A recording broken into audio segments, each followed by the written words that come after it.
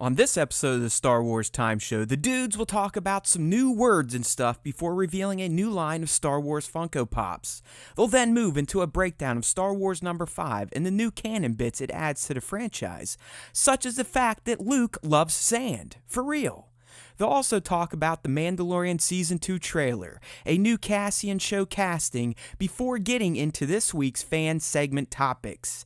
These include an update on the Battle of the Basics bracket, fan responses to this week's Question of the Week, which is about Star Wars video games, and of course, the top 5+1 Star Wars fan artist features of the week. Cue the music.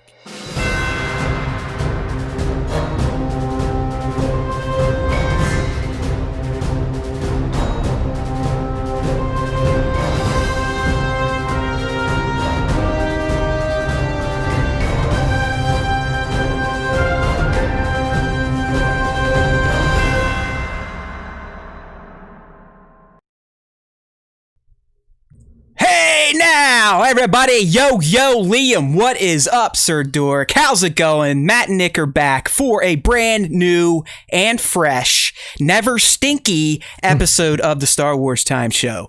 Woohoo! How's it going, everybody? I am on a 3-week break during a pandemic. My wife still has to work, and I have a 4-year-old, so you guys figure that out. It's going to be interesting. I might be going nuts by week 3, but I'm here. We're ready to talk, and with the time off, I may actually get the hats up on the site, right, Nick?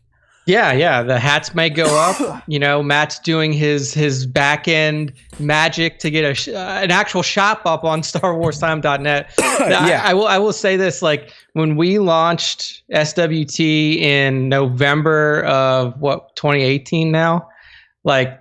Not for a second were we like, yeah, we're going to need to put a store on this thing. We're like, never even occurred to us. So yeah, I still think it's ridiculous, but hey, yeah, you know, the fact they have spoken, right?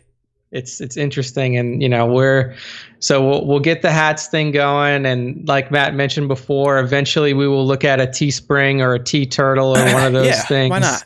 We know at least these 3 people in the chat, they'll support it.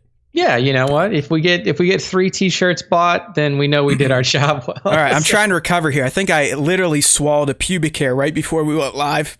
There we go. So as you can hear, working that out, or even see, I am struggling right now. Like there's something down the left side of my throat that is making it very hard to focus. I'm even tearing up now, and okay.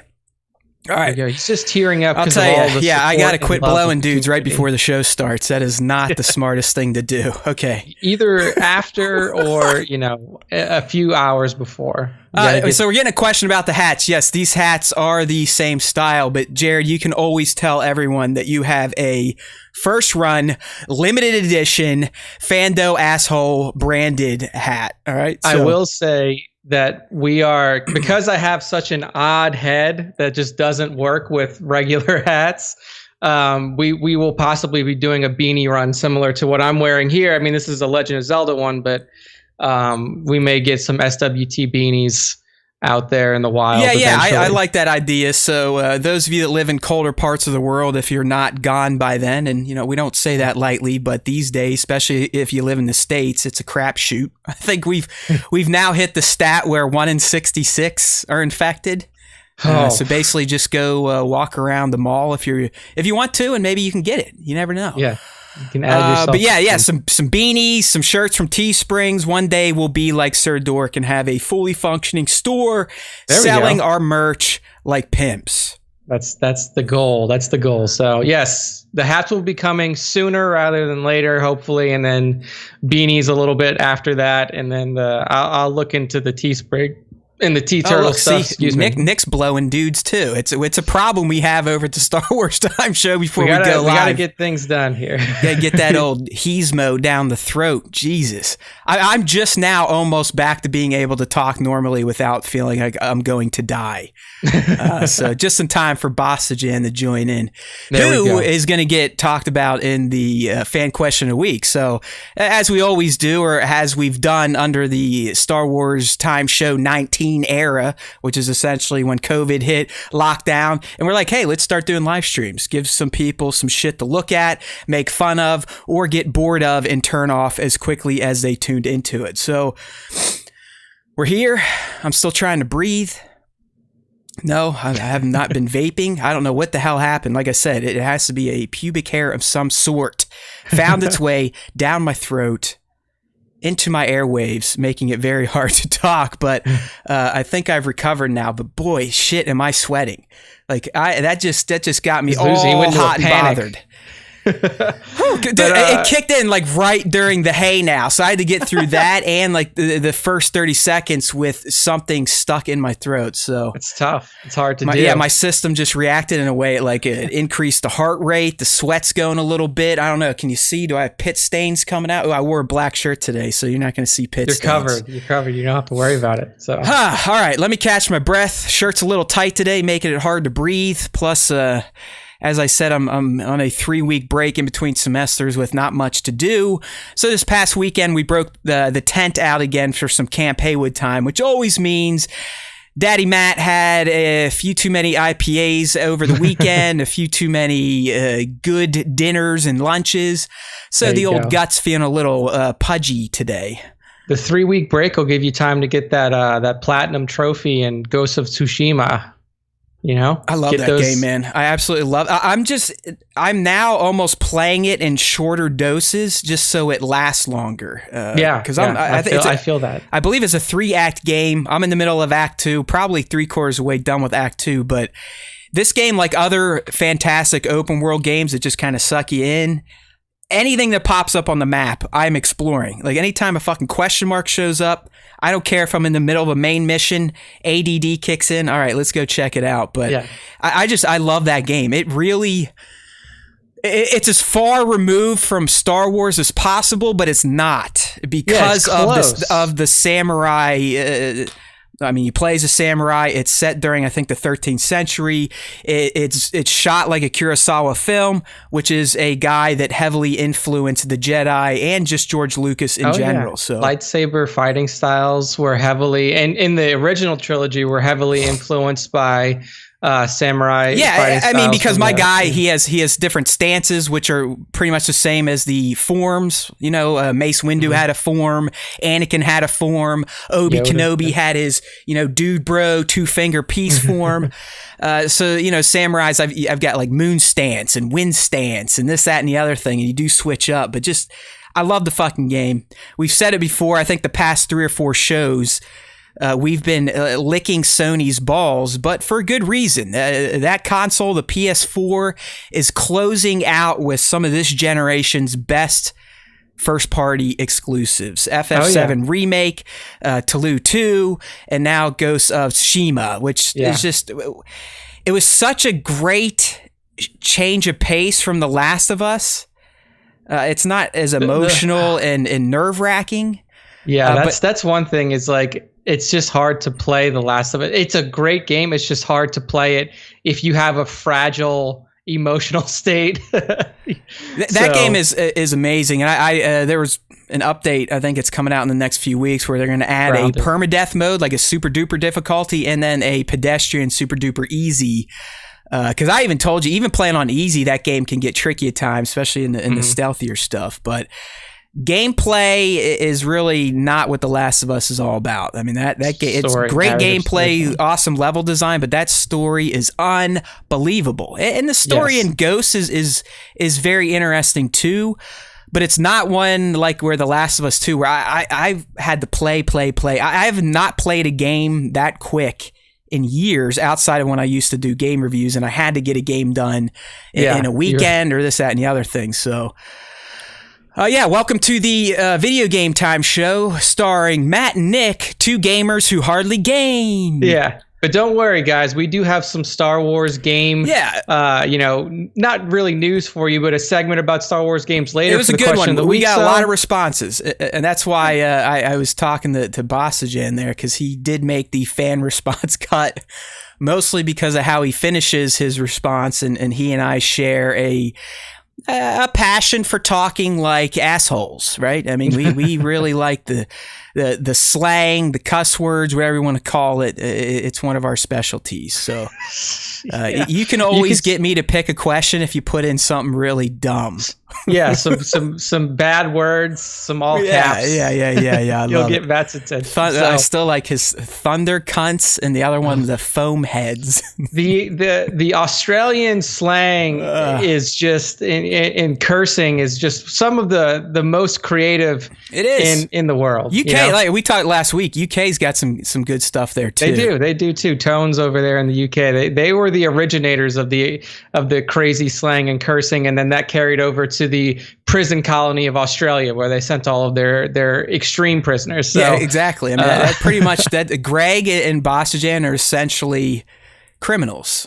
Descended from criminals. But if you believe flat earthers, there is a section of flat earthers, I'm not kidding, that don't think Australia is real.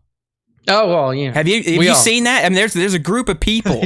I don't know if they're just flat earthers, but they're in that group of idiot.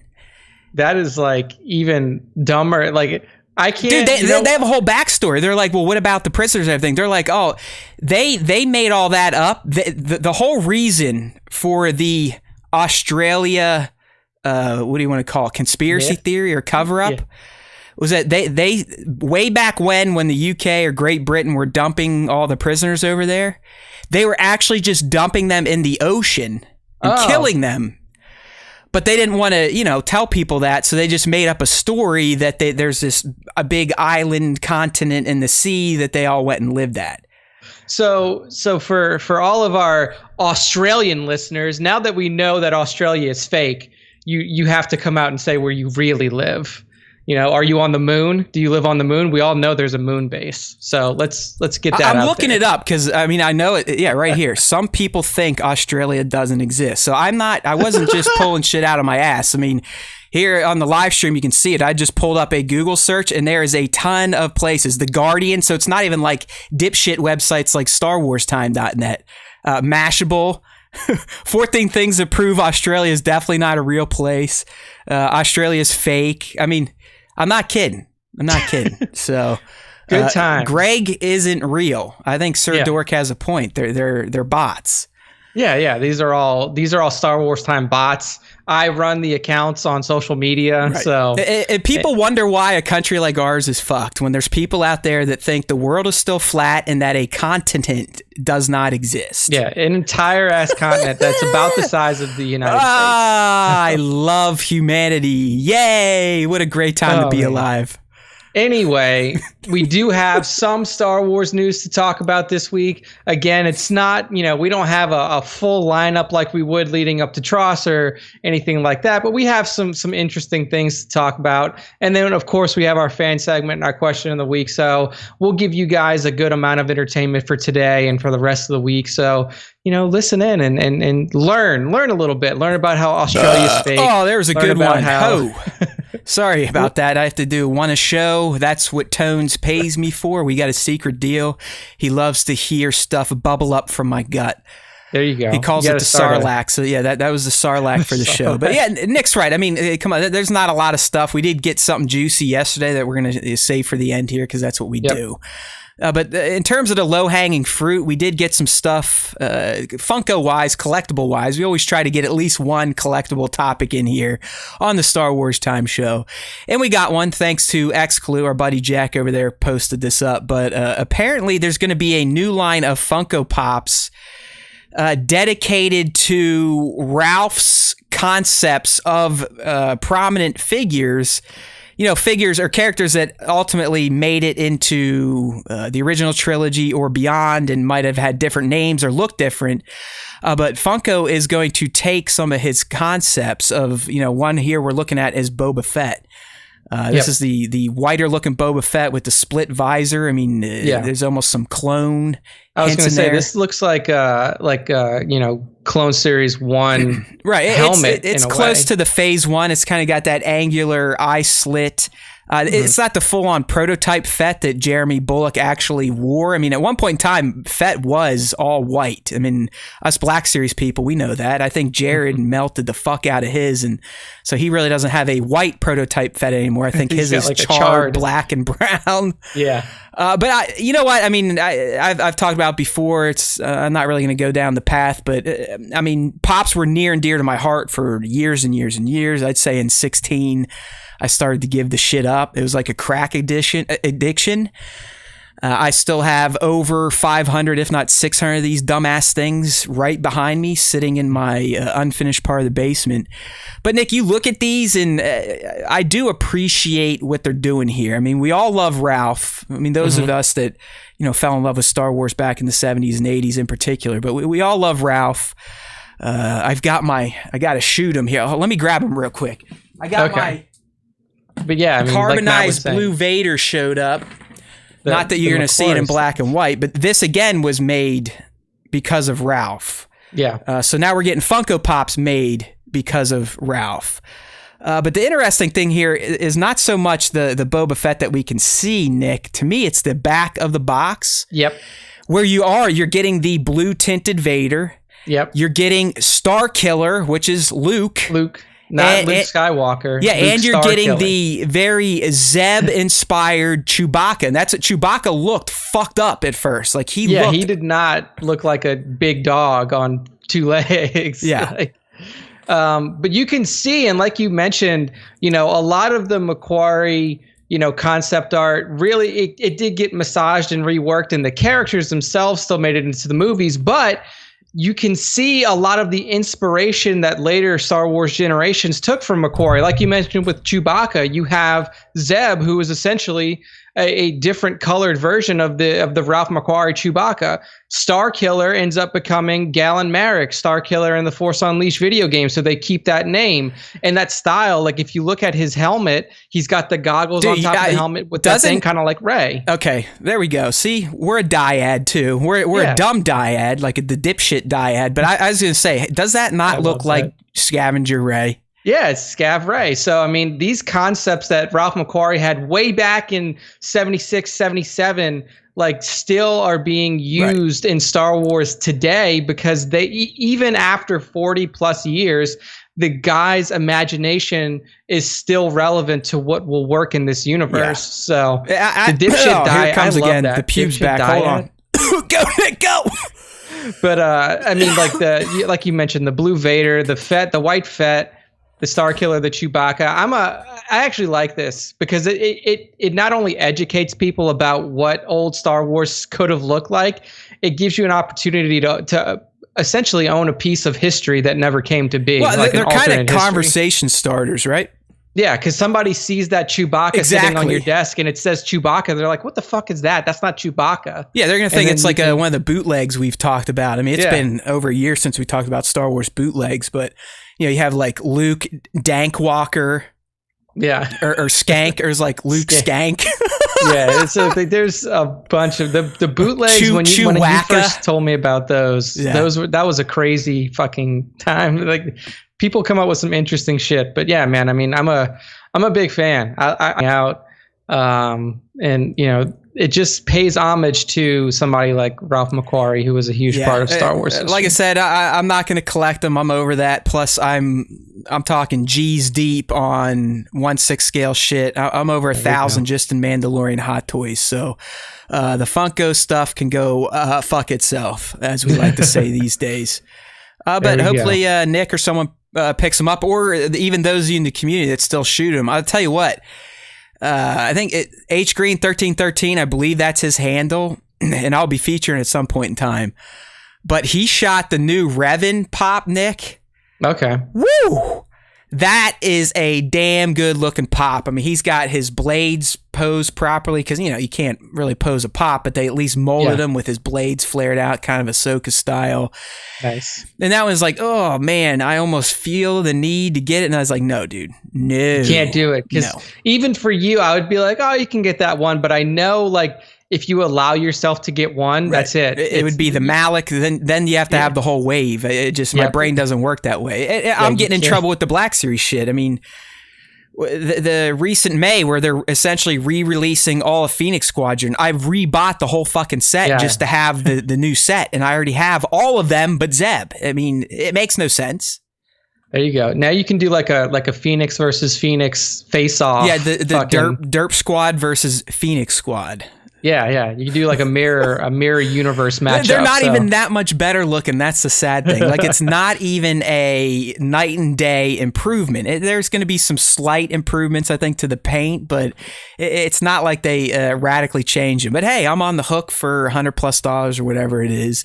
I just looked at that order and realized that I bought another Hoth Pilot Luke, and I already have a motherfucking Hoth Pilot Luke, and I'm trying to throw that one up on the SWTS. There we go. Yeah, we'll just start hawking my leftovers on Star Wars Time. There we go. This is what you do. Like, once you finally complete, I mean, like, you are detached from your pops. So what you do is every week you put up 5 pops. Dude, we've been trying to sell them. They're just, I missed the boat. I mean, I beanie bagged these motherfuckers. Yeah. I held on them too long, and when they were hot, I didn't let them go, and now it's like no one wants them.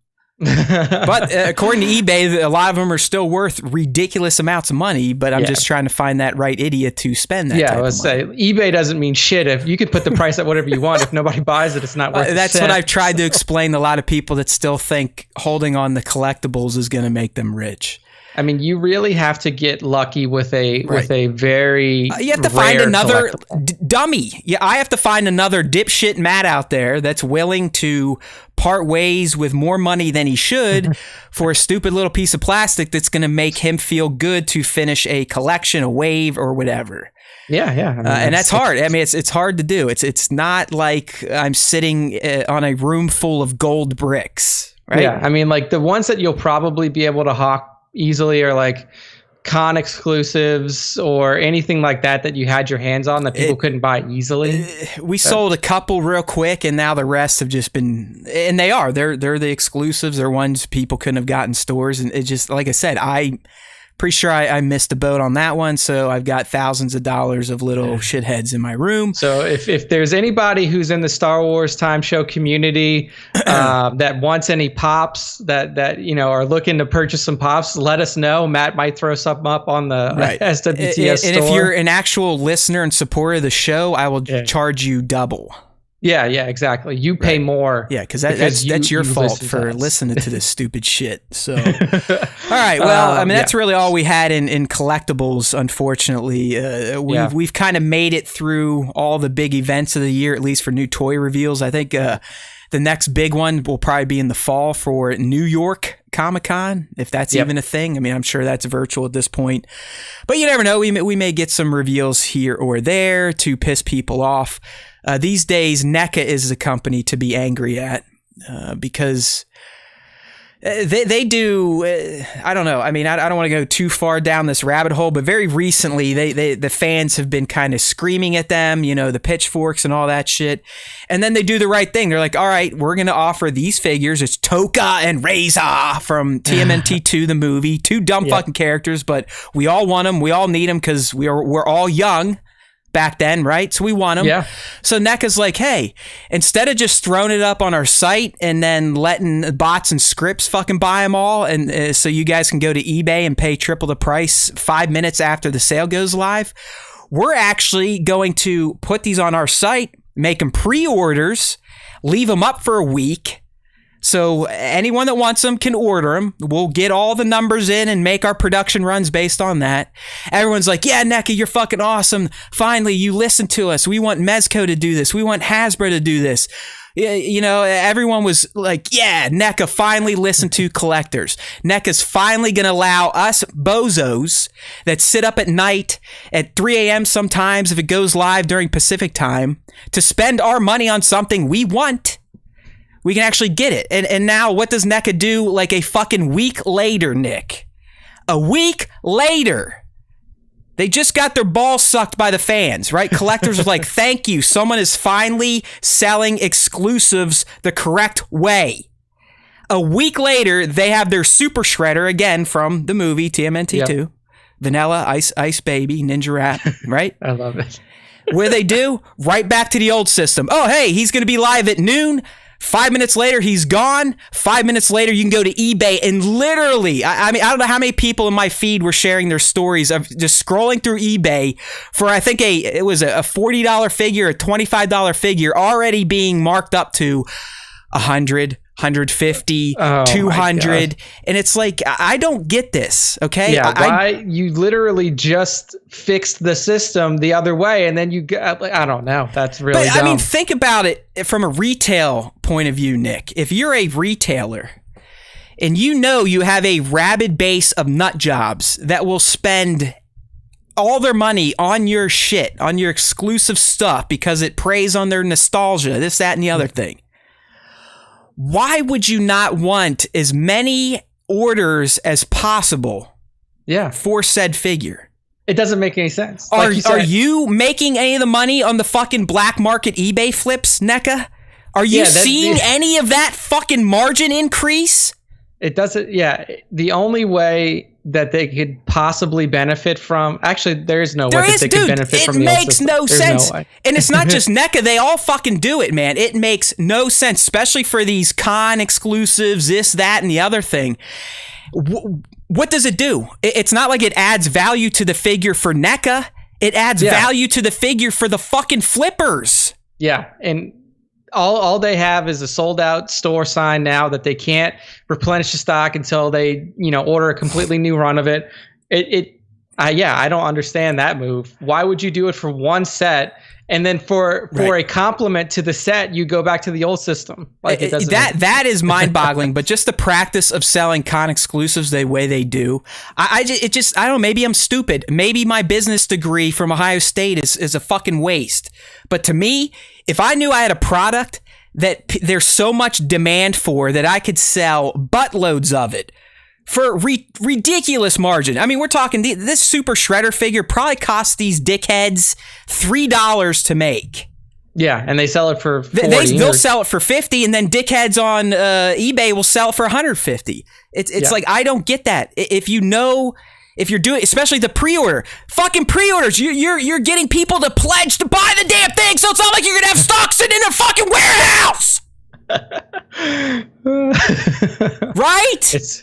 Can you tell this is like I've lost some sleep, and not so much over Super Shredder. I mean, I'm bummed out. I wanted it, but dude, this has happened on Star Wars figures, Marvel figures, DC figures, Mezco. It's across the board, and it makes no sense. It's like these toy manufacturers have a deal with eBay. That's the only way it makes sense, because they don't see a damn cent. Yeah. Once the flipper fucking pays them their money, that's it.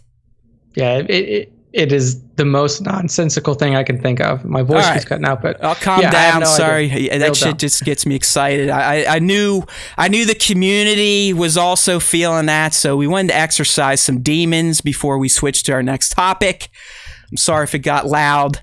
Hopefully, on the audio version, I can modulate some of that shit. Yeah. We'll cut down some of the high tone. It gets me excited, man, because it's something I sit there and think about. It's like, why toy people? Just let the motherfucking collectors buy the motherfucking toys. Some of them will buy 2 or 3 so they can keep one in the fucking box. That's how crazy we are.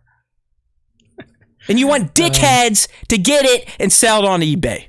All right, next up, we got an excerpt from Thrawn Ascendancy. So this is Nick's territory. I'm going to go ahead and let him recap and read this, but we got a new little clip of words and shit, if you will. Yes, more words and shit. No pictures included in this either. So for those of you who are not into long form novels, I wouldn't say tune out, because I'm not going to read the whole chapter to you. I'm going to give you the quick and easy version of it, and then just kind of give you a little overview of my thoughts of, what's coming up in Chaos Rising. So Thrawn Ascendancy Chaos Rising, September 1st release date. So coming up soon for those of you who are into the new EU and Star Wars. And we have a new, it's not a full chapter. It's a snippet of a chapter that was released on IGN this week from Timothy Zahn. And basically what we're getting is a look into the what Thrawn is doing, during his time as a captain in the Chiss expansionary fleet. During this little preview that we got, he is the captain of a cruiser called the Springhawk, and he is under the command of Admiral Aralani. And if you've read the first Thrawn trilogy of the new EU, that name will sound familiar to you. She is one of the primary players in the third book, Thrawn Treason. So already establishing the relationship that was there between these two characters before Thrawn moved into the Empire. Do we know what their ships look like? Have we seen Chiss fleets? I don't know. Or is it just in people's heads? Because that's what you're supposed to do with words and shit, right? You're supposed to cook up the images in your own head. They are in your head. I mean, they were described in some of the books, and I mean, honestly, I can't remember the descriptions that were given. But they are advanced weaponry ships, so they have weapons that the Empire doesn't have. I like ship designs. I want to know if they're cool looking. Are they angular? I mean, are they Empire? Are they more oblong and organic looking like the Rebellion? They're definitely not organic, because the Grisk ships, which are the primary enemies now of the Chiss, are definitely more of that oblong kind of organic style of ship. So they're not like that, but I don't remember them being described as very angular and sleek. How do you say this thing? Or did you spell this wrong? Where it's that's how it's spelled. P-A-A-T-A-A-T-A. Is that the Patatan? Patatan is how I was saying it. So is that in the Galactic Republic? Yes, that is. They heard me say that, and they just added extra A's into here. They were like, you know what? I like Galactic, so we're gonna make it's Patatan.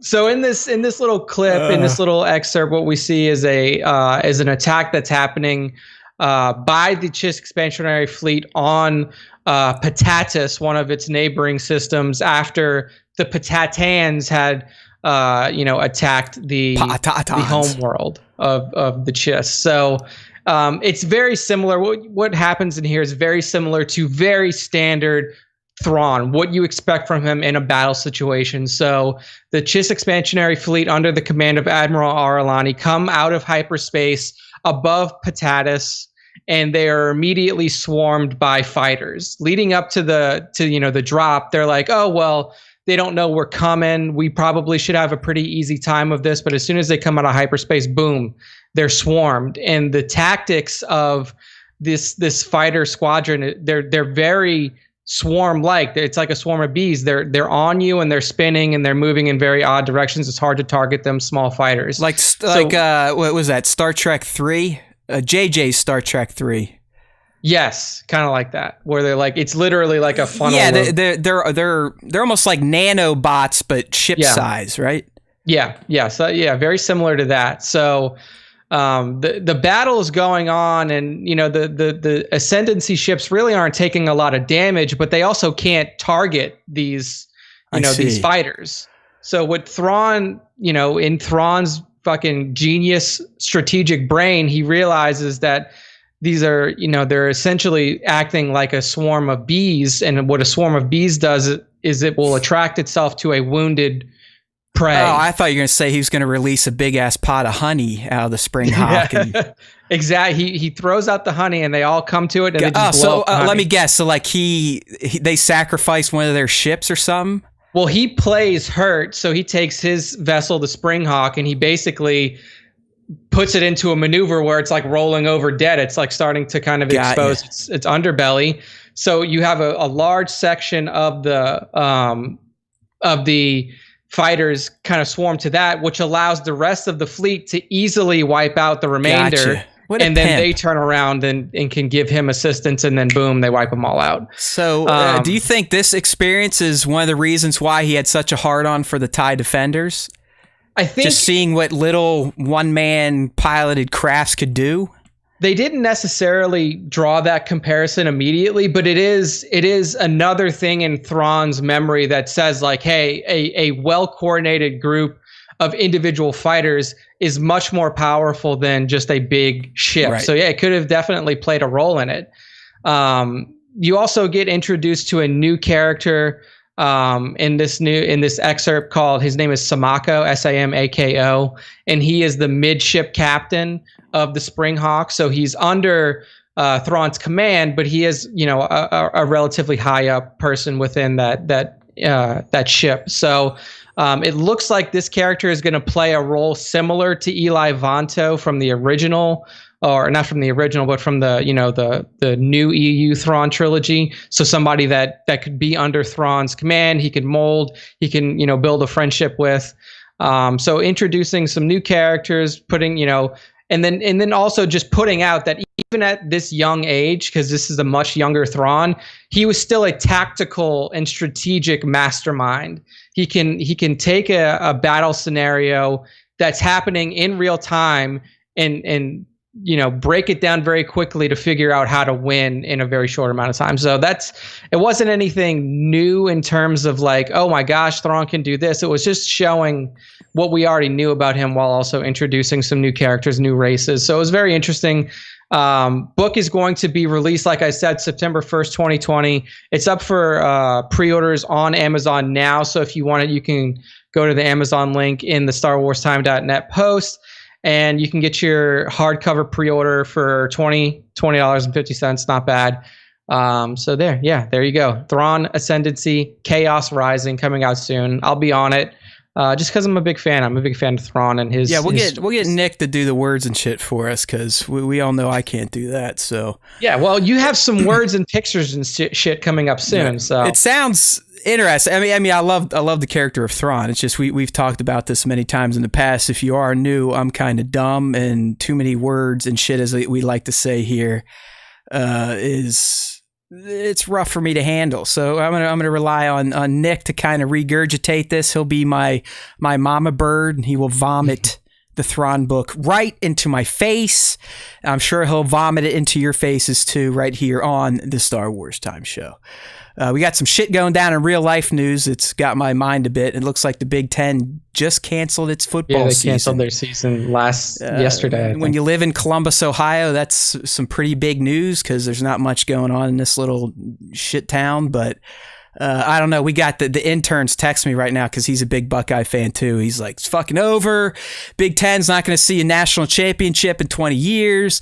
The 2021 class is going to decommit, this, that, and the other thing. So they say that they will attempt to play in the spring. Yeah. Big Ten Conference has postponed its fall football season and will attempt to play in the spring. I don't know. I mean, what do you say? Everything's fucked up. I feel bad for the kids. I really don't know if anything is going to pan out for the other Power 5 conferences. I have a feeling some others will probably jump on board now, but lots of little sad faces in Columbus, Ohio right now. So, yay, COVID. Yay, not being able to lock down because of freedoms, you fucking cunts. Okay, moving on. I don't need to yell again. I already had my yelling segment of the show. But yeah, so Star Wars comics are back, and they're coming out at a rapid pace. I don't know if there's a new one this week. I haven't got an update from Comixology, but last week, Star Wars number 5 2020 dropped, and in it, we got some new canon, some interesting canon, if you will, depending on if you are a lore hound like Nick and myself. But we learned a few things about our buddy Luke. He's treated kind of like a bozo. But we also learned where he learned about Order 66 for the first time, the Jedi Purge for the first time, and the big one. This one was huge. This Skywalker loves himself some sand. So that's some of the things we got in Star Wars number 5. So as we do, we'll kind of go through, recap, touch on some of the new canon, and just, kind of general impressions of this issue. I'll start with that. General impressions, the issue, it's kind of slow.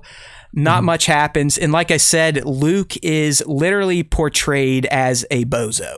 It's not like he's not having gags pulled on him like C-3PO, but it is, he looks like he's like a buffoon.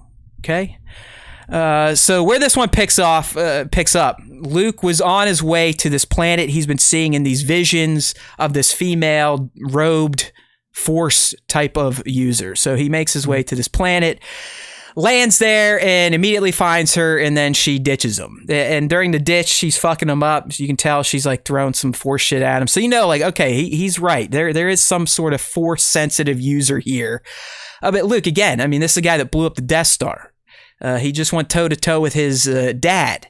Yep. But he's literally just getting schooled, this, that, and the other thing. They make it to this island. He's getting hit by booby traps left and right. He gets fucking captured immediately into a jail cell that fills up with water and can kill you. So, like I said, he's portrayed, he's very naive, very gullible, if you will. He's definitely not living in the moment. He is not using the Force as one should use the Force.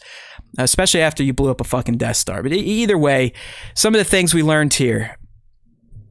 So the character that he's been seeing is actually someone who's canon and has been introduced in the comics, in a Sule comic. It was I think the 2018 Darth Vader Dark Lord of the Sith runs, where Charles Sule worked on that. And they introduced a Force user named Verla, who is being trained by a Padawan that escaped Order 66.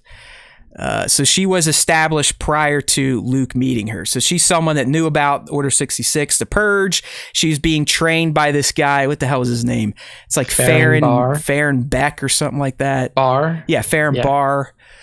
So anyways, she knows the perils of being a Jedi, of saying you want to be a Jedi, train to be a Jedi. So when she sees this kid show up, like, hey, I'm Luke. I want to be a Jedi. I want to be a Jedi. She's like, hey, shut the fuck up, motherfucker. That's why, she gives him the slip at first. Yeah. Gets away. And then once she learns that, all right, this guy definitely has a connection to the Force, they start talking, and she explains to him, she's like, listen, motherfucker. Why do you want to be a Jedi so bad? Do you know anything about what happened to the Jedi? Or did the people that have been training you only give you the rosy version of the Jedi? And we're all sitting there going, yep, there you go.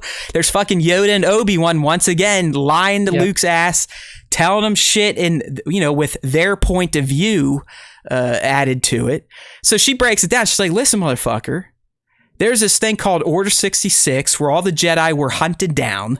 There was the Jedi Purge after that. And then you know what? This guy fucking Darth Vader created this force of Inquisitors to hunt us down. And Darth Vader is the meanest motherfucker of them all.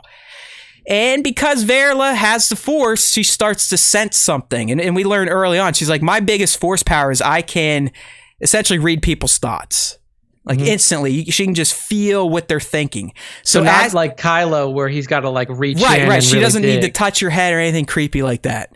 Okay. So as soon as she is mentioning Vader, she can sense instantly in this Luke character, okay, something's up. He knows something about this Vader guy. And she's like, he's your father? And Luke's like, no, it's a lie. And she's like, no. And then this is where it ends. She essentially goes to kill him again, and it ends. Oof. Okay. So the interesting canon here, we learned who told Luke for the first time about Order 66 in the Jedi Purge. It was none of his fucking mentors, because his mentors were dickheads. Yeah, right? They were just trying to essentially say hey, become a Jedi. It's not that bad. We just got unlucky last time. You think about what they were doing. They were programming him and gaslighting him to kill his dad. Yeah, that's what they are doing, without saying you need to go kill your dad. I mean, they eventually had to tell him. I mean, Yoda literally in Return of the Jedi is like, sorry, man. Yeah, he really is your dad. And guess what? You do have to go kill him. You got to slice his head off. So. I mean, Luke's mentors, they've kept the blinders on about what the Jedi were, what happened to them, and why. Hey, Luke, you ever wonder why there are no Jedi left outside the fucking Force ghost you talk to and the hobo that lives on Dagobah? So that was interesting. And I'm not kidding. There is literally a panel dedicated to him swimming up on a beach. And he goes, oh, good old sand. Did I ever tell you how much I love sand? And he's talking to R2. So this is a straight up writer, tongue-in-cheek, not even tongue-in-cheek. This is just like, hey, fans, we all know the joke. Here it is. I'm going to add a new layer to it. Anakin's son loves sand. Damn, okay. See, I guess you could go two ways. When you're on Tatooine, if you enjoy your life there somewhat, you're like, man, you know what? You don't have to take care of sand. You don't have to cut sand. You don't have to water sand. It's just there. It's just sand. And it's easy to take care of. With grass, you really got to do a lot with it. Or you could go the Anakin way. You could be like, sand is coarse and it gets everywhere and it makes my toes itch and all this shit.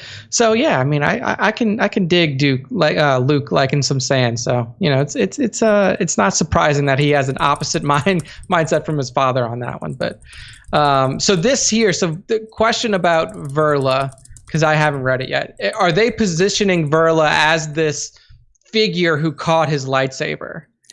No, that's like we do find out that the lightsaber was on Bespin. I believe it was issue 4 or 3. The Ugnaught literally finds it. Yeah, exactly. But that was already they had to fucking leave, so he doesn't know. Like Luke has no idea. No, I think they're positioning her as someone that has a connection to the Force, was being trained to be a Jedi, but saw kind of the gnarly shit that happened with people trained to be a Jedi. So I think to go forward. Yeah, she's going to kind of be a counterbalance, I think, for Luke, and almost come back and be like, hey, maybe you shouldn't, rush headfirst into this Force Jedi shit. Take a second and think this through. Right. So we'll see. But like I said, the cliffhanger literally leaves it. She's about to murder Luke Skywalker. He's trapped in a prison underwater, and it's been flooded. So.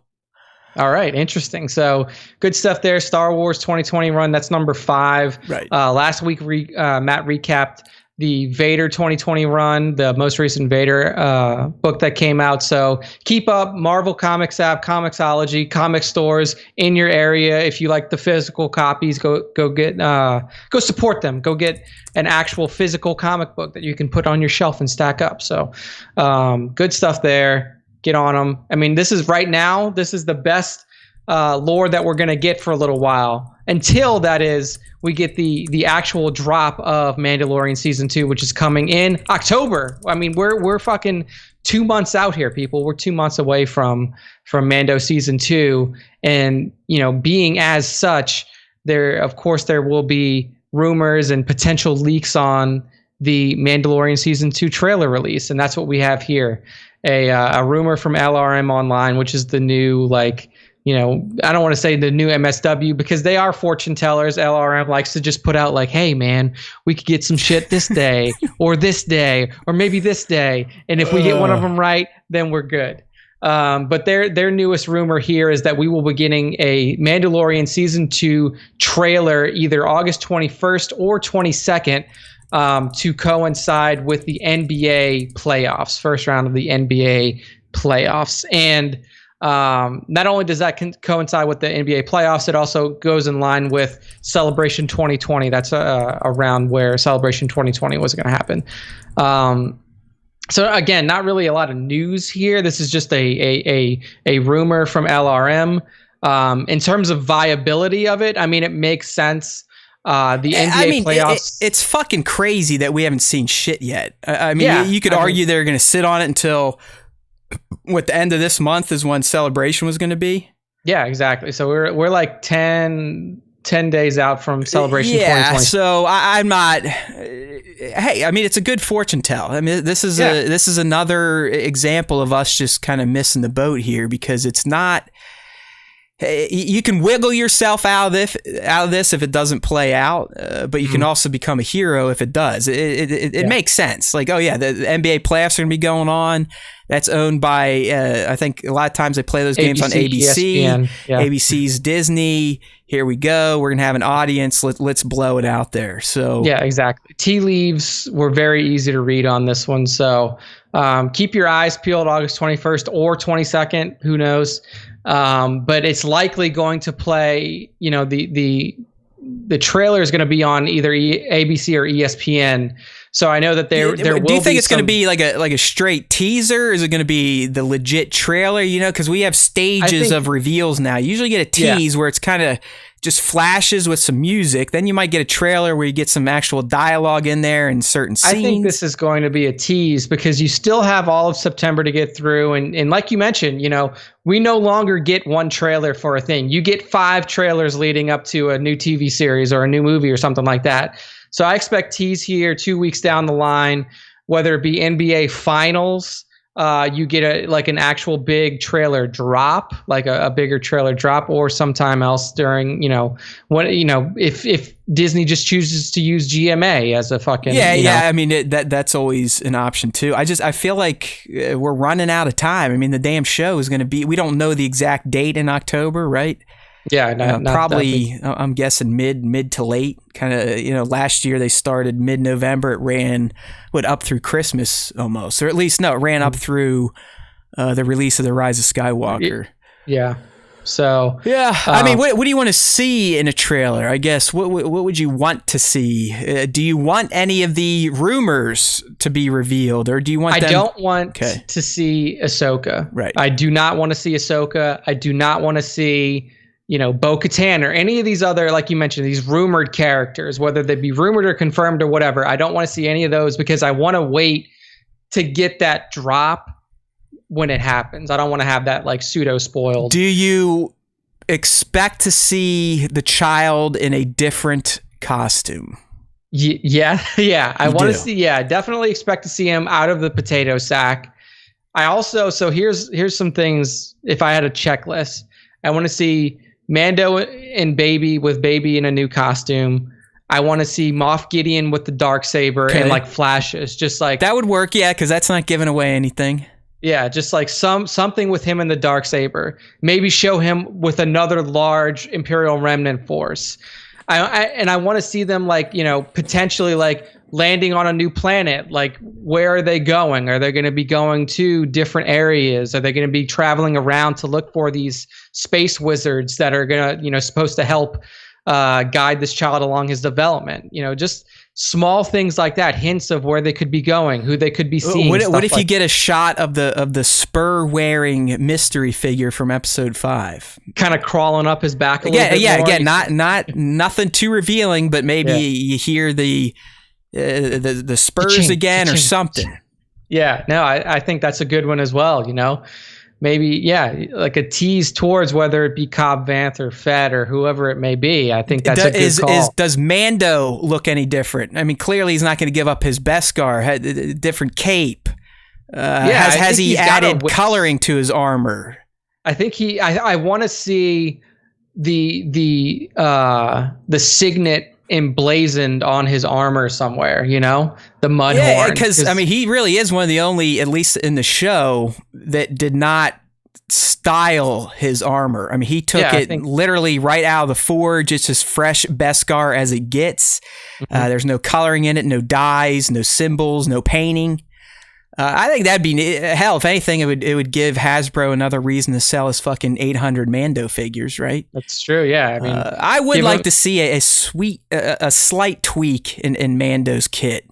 Yeah.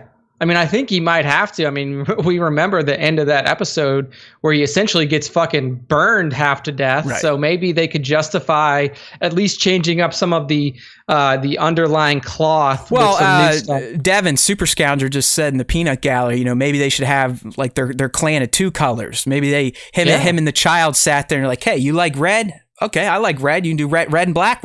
And they're like, all right, let's do it. The clan of 2. Baby's just like, green. I'm green. I want green. So, I think that could be cool too. I'm with you on. I'd like to see a shot of. I'd actually like to see Gideon wielding the Darksaber, but we don't see the combatant. Target. Right? Like, I'm not even saying it's locked with a lightsaber, because again, that's a huge. I'm just saying, like, we see him swing it and cut scene, right? Kind of like Kylo, like the Tross trailer, where you see Kylo kind of cutting through all of those people on Mustafar, but you didn't really have an idea of what was happening. Exactly. I think it was the TLJ trailers where he was pointing it at, and we found out he was pointing it at Luke, but in the trailers, it just looked like he was pointing his tri-blade at somebody very viciously, like he wanted to hurt them or something.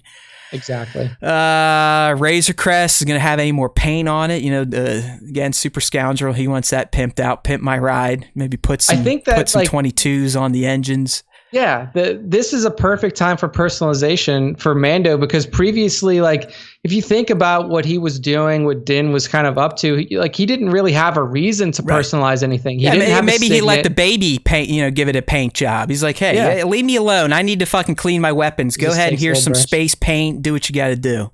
Yeah, just don't make it look stupid. So he'll have a face on the here front we of go. it with like I would take goofy this. eyes. So Tones from the chat here suggesting like a return to Camino. We'll see a little flash of that because I mean, there's a pretty big thread out there still in this Dr. Pershing character who was a Kaminoan scientist, and we know what they get into.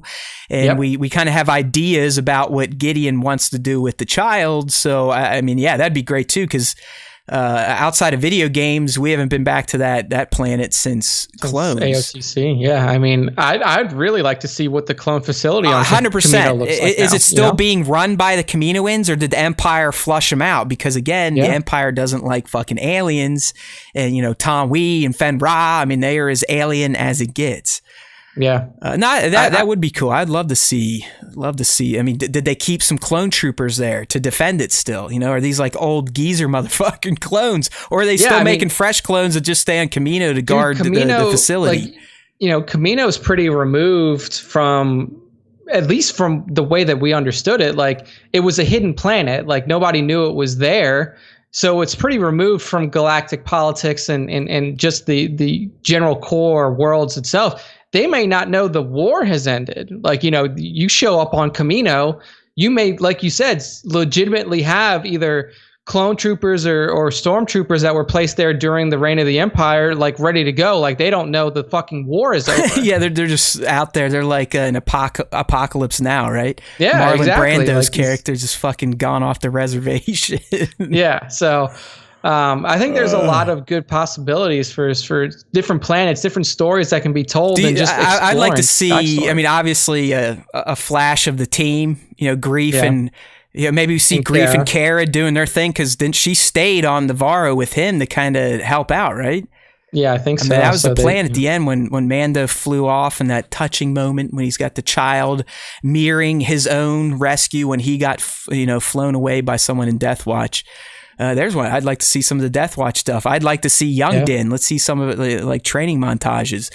What will be the recurring flashback in season 2, right? I mean, the one in season 1 from episode 1, and I don't think we got one in every episode, but it told his backstory all the way through. And then we got the finale of it in the end of season 1. So I'd assume they'll do something similar in season 2, where we're going to have a recurring flashback, either dealing with stuff with the child, Din himself, maybe some of the special guests we've heard about. You never know. Would you be mad if there was a scene that it's not clear, but it was implied that they have found a space wizard?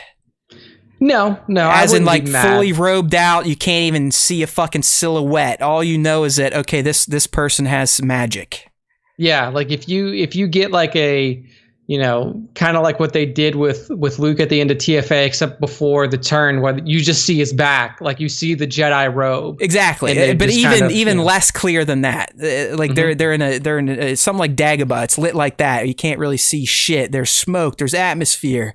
And you just know there's a silhouette. And I'm not even saying I don't want a hood up, because then you could definitely tell if it was Ahsoka. But that's kind of what I'm getting at. Like, they tease the finding of the space wizard, because that is the main mission. That I would assume that is what the crux of this season is going to be. It's going to be twofold. I mean, yes, his main mission is trying to find the child's relatives, family, like-minded space wizards, but you're also going to have the fight with Gideon and the Remnant. I mean, the wrench has been thrown into that plan now, because as a Mandalorian, as Din is, well, as soon as he saw that Darksaber, he was like, what the fuck is going on? Like, he probably knows what that blade is. He has to. I mean, he's very he's a traditionalist, if you will, to a T. Mm-hmm. Yeah, so he's going to want to find out more about that. But I would not be mad if they did tease that find, because, even if you aren't up on the rumors and the potential leaks and stuff like that about, Ahsoka and all these other people, then you still know that eventually the show is going to come to a point where a Jedi is found or a Force user is found. So I think that getting there or teasing that wouldn't be a bad thing. If anything, it would hype up people who are out of the know, who are casual fans, like, holy shit, there's going to be another Jedi. Is this Luke? who is this Jedi that's what I mean. Like us nuts, we'll have probably much better guesses, but just for the casual fan or just Mandalorian super fans, they've only come into Star Wars with Mando. That's what I'm thinking. Like, oh, hey, that could be the space wizards. What's her name was talking about. So exactly, yeah. So I'd be down for that. I would say I'd be shocked if we don't get Mando something in visual form by the time this month ends.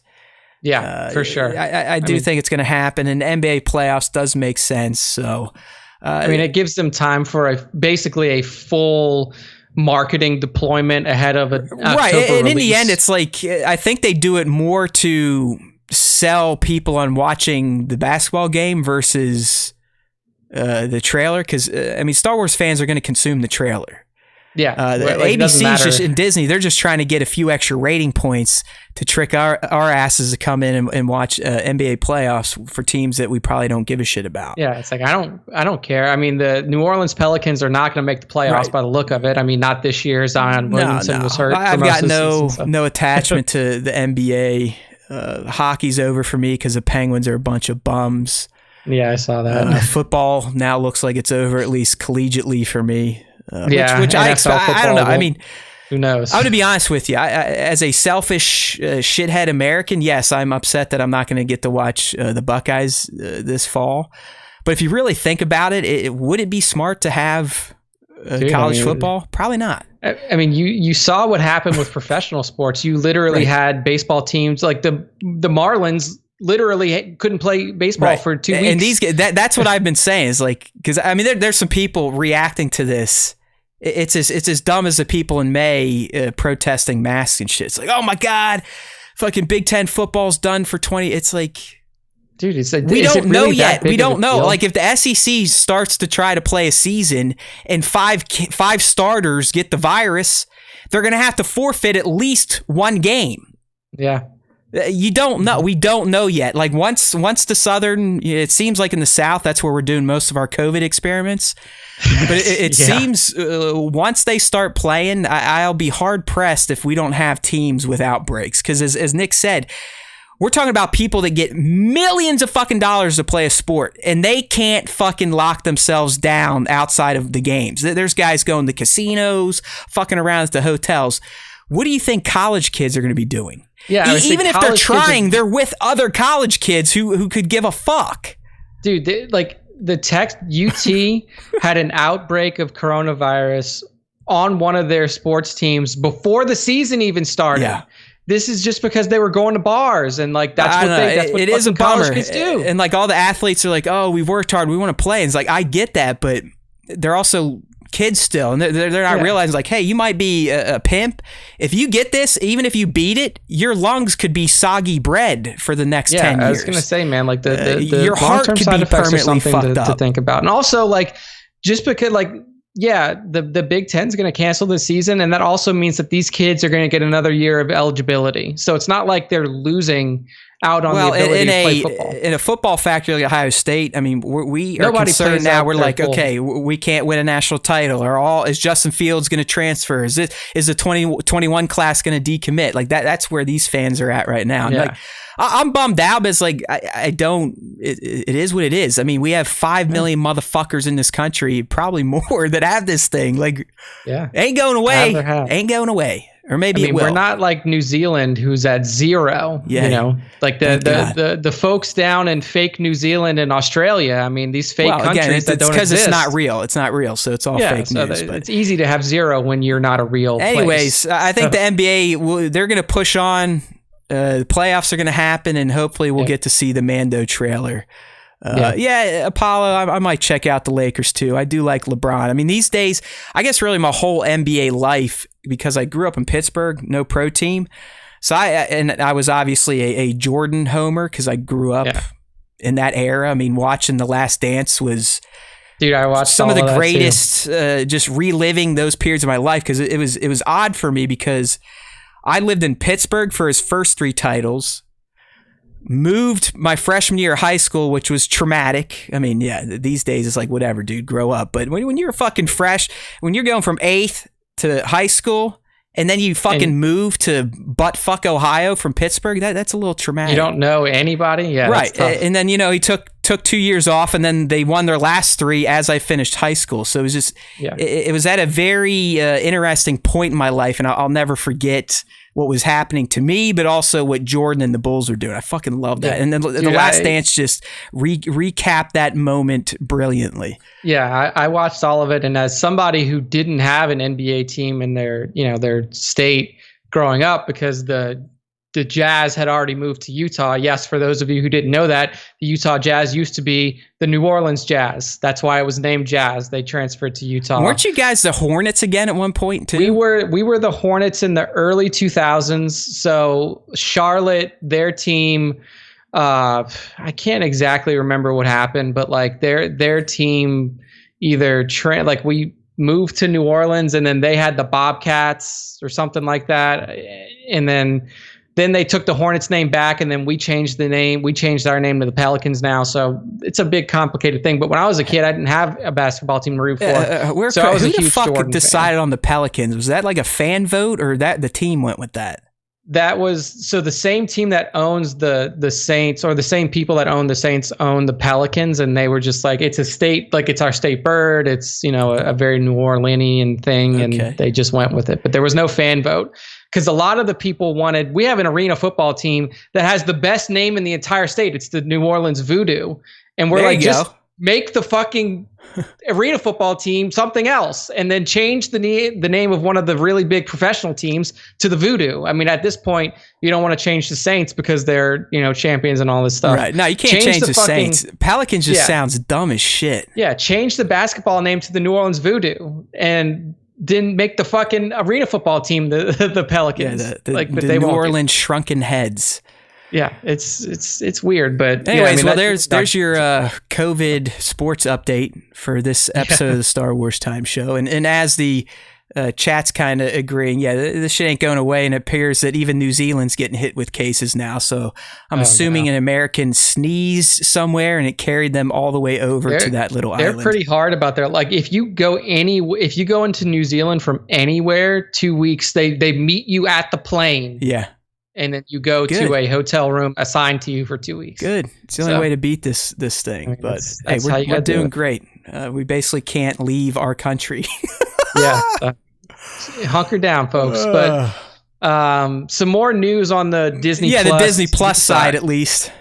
Yeah, and this is actually big, because a couple of weeks ago, Matt and I were talking about, like, what the fuck's happening with Cassian Andor? We have heard zero about this series from either leaks, rumors, official. There was nothing. And all of a sudden, yesterday, there was a huge casting announcement made for the female lead of Cassian Andor. So we're going to have Adria Arjona as the female lead next to Diego Luna in this series.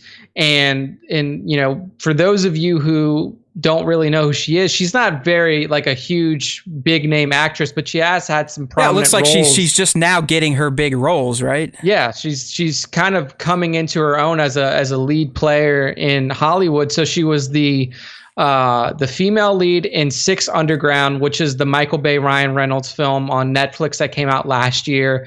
She is the female lead in the upcoming Morbius movie with Jared Leto. So the Marvel, Morbius, the living vampire movie. She's the female lead in that. And then now she is going to be the female lead in the Cassian Andor series. Love interest, sister. I mean, just based on her looks, what are you going with here? I like sister, man. Me too. That's what I just looking at her. It's I feel like this might be a family tie. Yeah, because I mean, the one big thing that we really need to see with Cassian is how the disillusionment happens with the rebellion. I mean, you can say what you want. He was dedicated to the cause, but he was disillusioned. He was like, just that speech that he gave to Jin in that movie, like, I've been through a lot. I've lost a lot. He had gotten to the point where he was willing to do anything for the cause without even considering the collateral damage. Yeah, he killed somebody. It doesn't matter. Like, the beginning of that movie showed you how ruthless he was. I mean, his whole point of being with Jin on the mission was to ultimately kill her dad. I mean, he kind of didn't have to go through with it. Yeah, but I like her as a sister because you could have that ultimate moment where the loss is there. You see the Yeah. loss that he mentioned in the movie, and then you really understand his character. Like you understand why Cassian was the way he was in Rogue One, why he couldn't, trust Jin or anybody for that matter, other than K2. I think that would be a really good move. I don't like love interest. I mean, Cassian doesn't seem like he needs one. Well, and also, if this is going to follow the format of the Mando, I don't think in these 35 minute, 8-episode deals, there's much room for that type of stuff. I think every character... Every character has a purpose to move the plot forward towards the overarching season plot or season narrative, or just the series narrative to build into future seasons. So yeah, I'm with you. It would seem silly. She's either going to be someone big in the rebellion. Maybe she's the one that recruits them. Right? I mean, maybe she's who gets Cassian into the rebellion after all the tragic shit that happens to him and his family, that gets him all fired up about joining the rebellion and doing whatever it takes to exact a level of vengeance on the Empire. Yeah. Dude, I mean, what would be interesting, and they would kind of have to, I don't know if they'd have to massage things, but it would be interesting if they could figure out a way to do this. Like if she is playing an older sister to Diego, I mean, I'm pretty sure that realistically she is younger than Diego Luna, but like if she's playing an older sister, or you could flip it where well, there was rumors at one point in time they were casting a young boy, and that there was going to be at least a flashback. Yeah, so like if she's playing the older sister that had already joined the rebellion, and she is the reason that his family, like his mother and father, are killed because they find like they connect her. The Empire connects her to his family, and they know that she's a rebellion operative, and they go after her family, and that's how his parents get killed. And then she tries to bring him into the rebellion, and they're like, that would be an interesting relationship, an interesting way for that to play out. But given the age disparity between these two, so Adria is 28 and Diego's 40. So I don't know if you could play her as an older sister, but you could play her as a younger sister for sure. I mean, I like this move. I like the potential of her playing a related character to Diego, to Cassian, because we know that the family aspect of this, of what he's lost in the rebellion, is why he is the way he is in Rogue One. I think that having that tie there would be a really good. Yeah, I just when series. I saw this young lady's image, I was like, they look similar. I mean, yeah, they do. Beautiful actress, but I feel like she was almost cast to be related to him versus a superior or someone that just works alongside him. Maybe that this is who trains him in the rebellion. Who knows? But I'm with you as well, and I don't think this is going to be like a love thing. Yeah. If it were to be one, I think it would play out more like the Han and Princess love story. Yeah. Where it's very contentious for maybe the first season or two. And if the show makes it into subsequent seasons, then maybe we get the I know moment and we're like, oh yeah, see, they were always meant to be together. Yeah. I think that would be the way to play it. So, that's the news. This is a confirmed casting. This came from THR, Hollywood Reporter. Obviously there's been no news, like no official announcement yet from Disney, right. But usually if THR, if they run it, it's not like Doomcock and those fuckheads. So there's a little bit more legitimacy behind this one's probably going to pan out, and I would imagine within a week or so you'll get the official from Disney itself. I mean, if anything, it was just nice to hear something about the Cassian series. Yeah, like Nick said early on. I mean, because it's one that just felt like it was kind of dead. Yeah, we had no word on it at all. And this one's supposed to still come out before Kenobi, I believe. 2021, man. I mean, that's what they're saying. No shooting. The death is still out there, so who knows? Yeah, I mean, we don't know. I mean, again, with this one, we don't really know episode length. We don't know number of episodes. We don't even know if this is planned for multiple seasons or one. I'm convinced at this point in time, unless they change it on season 2, that they've seen the success of Mando S1. I don't think they're going to fuck with that type of stuff.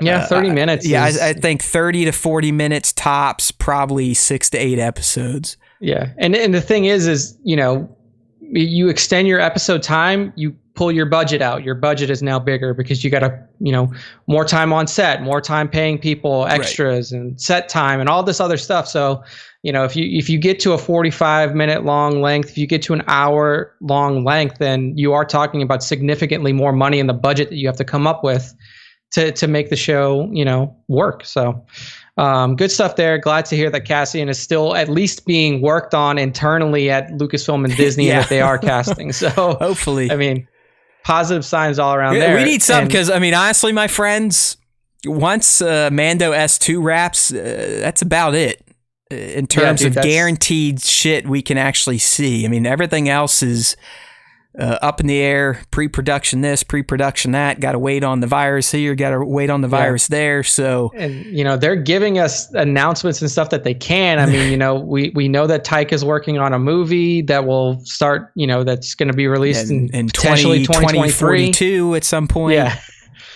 You know, we know that the Kenobi series is in the works. We know that the Cassian series is in the works. And other than that, I mean, we have rumors about potential follow-up series in terms of animated I mean, if you believe stuff. Reddit, there's at least 14 Disney Plus series on the way. And there's like 9 more animated ones and 6 more live action. Yeah. According to Doomcock, there's going to be 55 Disney Plus only movies coming out. So and Kathleen Kennedy hasn't been working at Lucasfilm for the past 60 days. Yeah, it's like really Kathleen Kennedy is a robot now. They've replaced the real George Lucas's Kathleen. Head is now running Lucasfilm. Yeah, it's just like in Futurama where they had all the heads in the jars. Yeah, exactly. And that's what's happening over at Lucasfilm now. They have the disembodied head of George Lucas. Yeah, I think wasn't there an episode where Disney's head was like sitting on a tuna can or something? Of The Simpsons? That was what was his name? Ted. He was a Boston Red Sox player. The guy who left Ted Williams, maybe? But either way, like he wanted to actually, I don't know if he did or he had in his will, like he wanted his head cut off and frozen. Ted Williams, I mean, he was a legendary baseball player, so I think that's who it is. But either way, yeah. So we got you. We can out-doom the Doomcock. There we go. We definitely can't out-cock him, but we can out-doom him. So that's the end of the news for this episode, guys. You know, not much out there, but we gave you what there was. Yeah, so that's going to lead us into our fan segment for this week. So let me switch some screens up here. There we go. We got our Slack up, which means it's time to honor the Fando-assholes. Oh yeah, the Fando assholes. You know, we're getting to the end of our battle poll now, so we'll jump into our last two matchups before the final, and then, you know, based off of this, we can reveal our final matchup, which is not going to be a surprise. Honestly, it was a pretty straightforward. Yeah, they pretty much laughed at us when you showed them the number 1 seed, and so far that number 1 seed in Chewbacca here has performed really as expected, as we see dominated the landscape. He took down his human life mate Han Solo 64% to 36%. Yep, that's 80 votes for Chewie, 45 for Han, so a total of 125 votes out of 200 and something who saw it. So still need to get the votes up a little bit, but we'll get into the notables. So I'll go with notable Han voters first, because honestly, even though Han's a 4 seed here, I think this is a blowout. I think this is a Chewie kicks his ass kind of situation, like we saw in the pit on, in the Solo movie. So notable Han voters, we have Swit Picks, we have Captain Ordo, we have, Duke 3001. He was in our top 5 last week. We have Greg and all of his side accounts. We have Klondike Studios, and you know that's about it for the Han voters. For the Chewies, we're gonna have a lot of familiar names. We have Scion XTC. We have a Sith Lord Lego. We have Optimus Prime. We have Fallen Apprentice, who's gonna make an appearance soon. We have me. We have Blanche. Blanche voting on Chewbacca here in this poll. Work more or less. Baron's Black Series, so Spencer joining his wife with the votes. We have Haywood Pop in here. Oh, I did? You voted. I must have been drinking. Wild Wing, Klaatu, Augusto, Tones, and all of the other notable fandos out there voting for Chewie. So, I mean, this one went as expected. You know, I thought that Chewie was going to take this one pretty handily. 64-36 is definitely not necessarily a landslide, but it's a healthy victory for our friend Chewbacca. And then next but up, dude, were you getting shit? I was getting shit like from personal friends that saw it, and they now know that we do this dumb stuff. Oh, really? Nobody reached out to me personally. And he's like, dude, no way, man. Han all the way. Han. How? I'm like, dude, Chewie can pull the arms off a Gundark. Like, what are we talking about here? Like, it's not even, like, in my opinion, it's not even close. It's not even close. Because just think about this. Like, I mean, again, like, you have to take this battle as how you see it playing out. So there are a lot of scenarios where some people could say, like, you know, given the right circumstances, Han could take this. Han could potentially beat Chewbacca.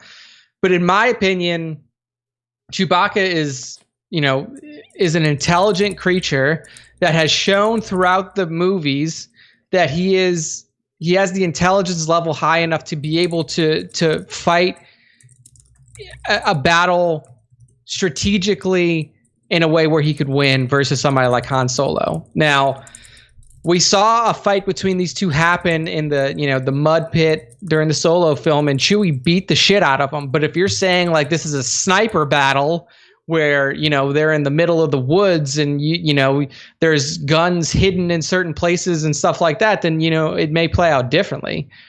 But I just don't like. I would like some of the Han voters who legitimately think that Han would win to break down, like, how do you think he wins? Other than like, well, Han shoots first. Yes, that's a meme. It's a you know a good Star Wars callback. If we want to use Star Wars Galaxy of Heroes logic, right? Yeah, I mean, I could see that Han Solo taking out Chewbacca because that guy has a huge opening big dick shot, right? Yeah, I mean, you know, Raid Han is like, if you can the get guy's the crazy, shot off, man. Like sometimes he'll fucking shoot like 4 times on the first turn and literally kill a full tune. Oh yeah, but here's the thing though, is that even if we're going by SWGO logic, which for those of you who know, so SWGO logic, if they're both zated out, Chewie can't be stunned. So Han gets the first shot off. If he doesn't execute him right up front, then Chewie still gets his turn. Chewie has a stun move. Right. Chewie has a debuff daze move with this. I mean, he literally comes in with a two-fisted hammer fist. Like that's one of his special attacks. Boom. Like that would break Han's neck. It probably like his spine would split out of his back. Yeah. And then, you know, from there, if Chewie can get his stun off, then, I mean, it would be an interesting fight, you know? I mean, hell, Chewie eats fucking blaster bolts for lunch. The guy got shot at least once or twice in the sequel trilogy and just brushed it off. Yeah, he keeps going. All he needed was like Finn to put some gauze on it, and then, you know, he wanted to get a little freaky with the nurse once they got back to the base. But, you know, he's like, oh, you know, I'm a tough guy. Look at this shit. It's okay. Oh, you're very strong. But yeah, I mean, in my opinion, I think that Chewie takes this. You know, I think that Chewie has the strength. I think that he's an excellent marksman with his bowcaster. And even if you put them in a situation where they don't know each other, which was the situation that we saw in Solo, like you see that fucking if Chewie gets his hands on Han, it's over. Chewie could have killed Han at any moment in that fight. Yeah, it's no contest in my opinion. Just pure physical nature, no contest. And it's not like Chewie's some slouch with weapons either. I mean, the guy, as Apollo Apes bringing up here in the chat, dude's been around for well over 100 years, pushing 200. Yep. The guy knows how to survive. He fought in the Clone Wars. He fought in the Rebellion. I mean, he fought in the fucking every major age war in Star Wars. So the Age of the Republic, Rebellion, Resistance, Bacca was fighting. Yeah, I mean, he's got battle experience out the wazoo, right. And I mean, he was fighting before. And all Han wanted to do up until he found his sweet princess was not fight and just steal shit and make some cash. Yeah, he tried to do everything he could to not. I mean, to you not could fight. argue Han kind of brought down the hero that Chewbacca already was. Yeah, like he kind of sent Chewbacca down the dark path. I mean, Chewbacca was a literal war hero. Right. He was he helped save fucking Yoda, literally. Yeah, saved his life. And then all of a sudden, and then he finds this asshole Mimbomb that turns him into a gangster. Yeah, he's like, now I guess I'm a fucking smuggler. I was literally a Wookiee war chief, and now I am a smuggler. Fucking Han Solo, man. Next to a 23-year-old kid who's never flown a ship before. Right. Oh, man. So that's the Chewie versus Han. And then our other matchup for this week was a big one. It was a very tough matchup. This was Rex versus Mando. So this was Captain Rex versus an interesting Mando. one. It really is. It really is. And I think it was Joe in here, Klondike, made the case essentially that Rex has just had so much more screen time. And we've seen him fight so much more. And even though the little doses that we got of Mando in season 1 were impressive, I think Rex just had too much of a catalog of his abilities. Yeah. I think one, the screen time, and then and the Siege of Mandalore thing is still, everyone's still got their little hard-ons from that. So like if we did this battle, like if I put out this poll again after season 2 of Mando, I think Mando wins. Right. And because that's, again, you're coming off of fresh Mando. People already know what Rex can do, but then you assume that the legend of the Mando is going to build more through season 2. I feel like if you play this exact battle out after season 2 Mando, you switch it the other way. It's 60-40 Mando, but who knows? But, we got to go what we got here. So poll results, 87 votes for Rex, 57 votes for Mando. So good turnout here, over 140 votes. And then notable voters, we'll go Mando first since he was the loser. Klaatu was a Mando voter. Swit Picks, Kingdom of Weird, Action Figure Snaps, our good friend Adrian, Mr. Stormtrooper Davis, Nico, Beerman, Liam, Wild Wing, and then Greg and his accounts, Tones, so a lot of Scion, Drew Toys, so a lot of good people here for the Mando voters. Rex voters, I mean, a lot. We get a lot of them. So you get Fallen Apprentice, Klondike Studios, Papa Palpatine, Figure Hertz, let's see, Work More or Less. There's a ton of Mando voters here too. So we'll just say we got Jared here, Stormtrooper Pete, Manny Bothans, a lot of really good Rex voters here. So what was your thought on this fight? Who do you think would take it? It is tough. I mean, you're literally talking about a man. He's not a clone to me. He's a man, God damn it, who was bred in a test tube for battle. Yep. I'm talking the physical aspect, the shooting aspect, the tactic aspect, everything. I mean, he was also a captain, so he even had those extra fucking chips, or not chips, but programming in his DNA to lead. Yep. The guy literally 100% was bred for war. He was bred as a warrior. I mean, to me, the clones were essentially like because they were based off a quasi-Mandalorian, they were the Star Wars Spartans, if you will. Yeah. Right? Yes. I mean, you were taken from a warrior culture and you were bred only for war. You were programmed only for war. They knew nothing else. They ultimately learned to care for their brothers and some for their Jedi generals. But even as we saw in Siege of Mandalore, that the conditioning through the chips or just their DNA, it was a lot to overcome for Rex. And the only reason he was able to overcome it is because of what happened with Fives. He had a little bit of that shit in there, but also Ahsoka was a huge factor in saving Rex from his conditioning. So with that being said, I have to agree with the results. I do think ultimately Rex would just have that many more skills when it comes to battle than Mando. And Mando's an impressive motherfucker. Like he makes Boba Fett look like the bozo I've always said he is.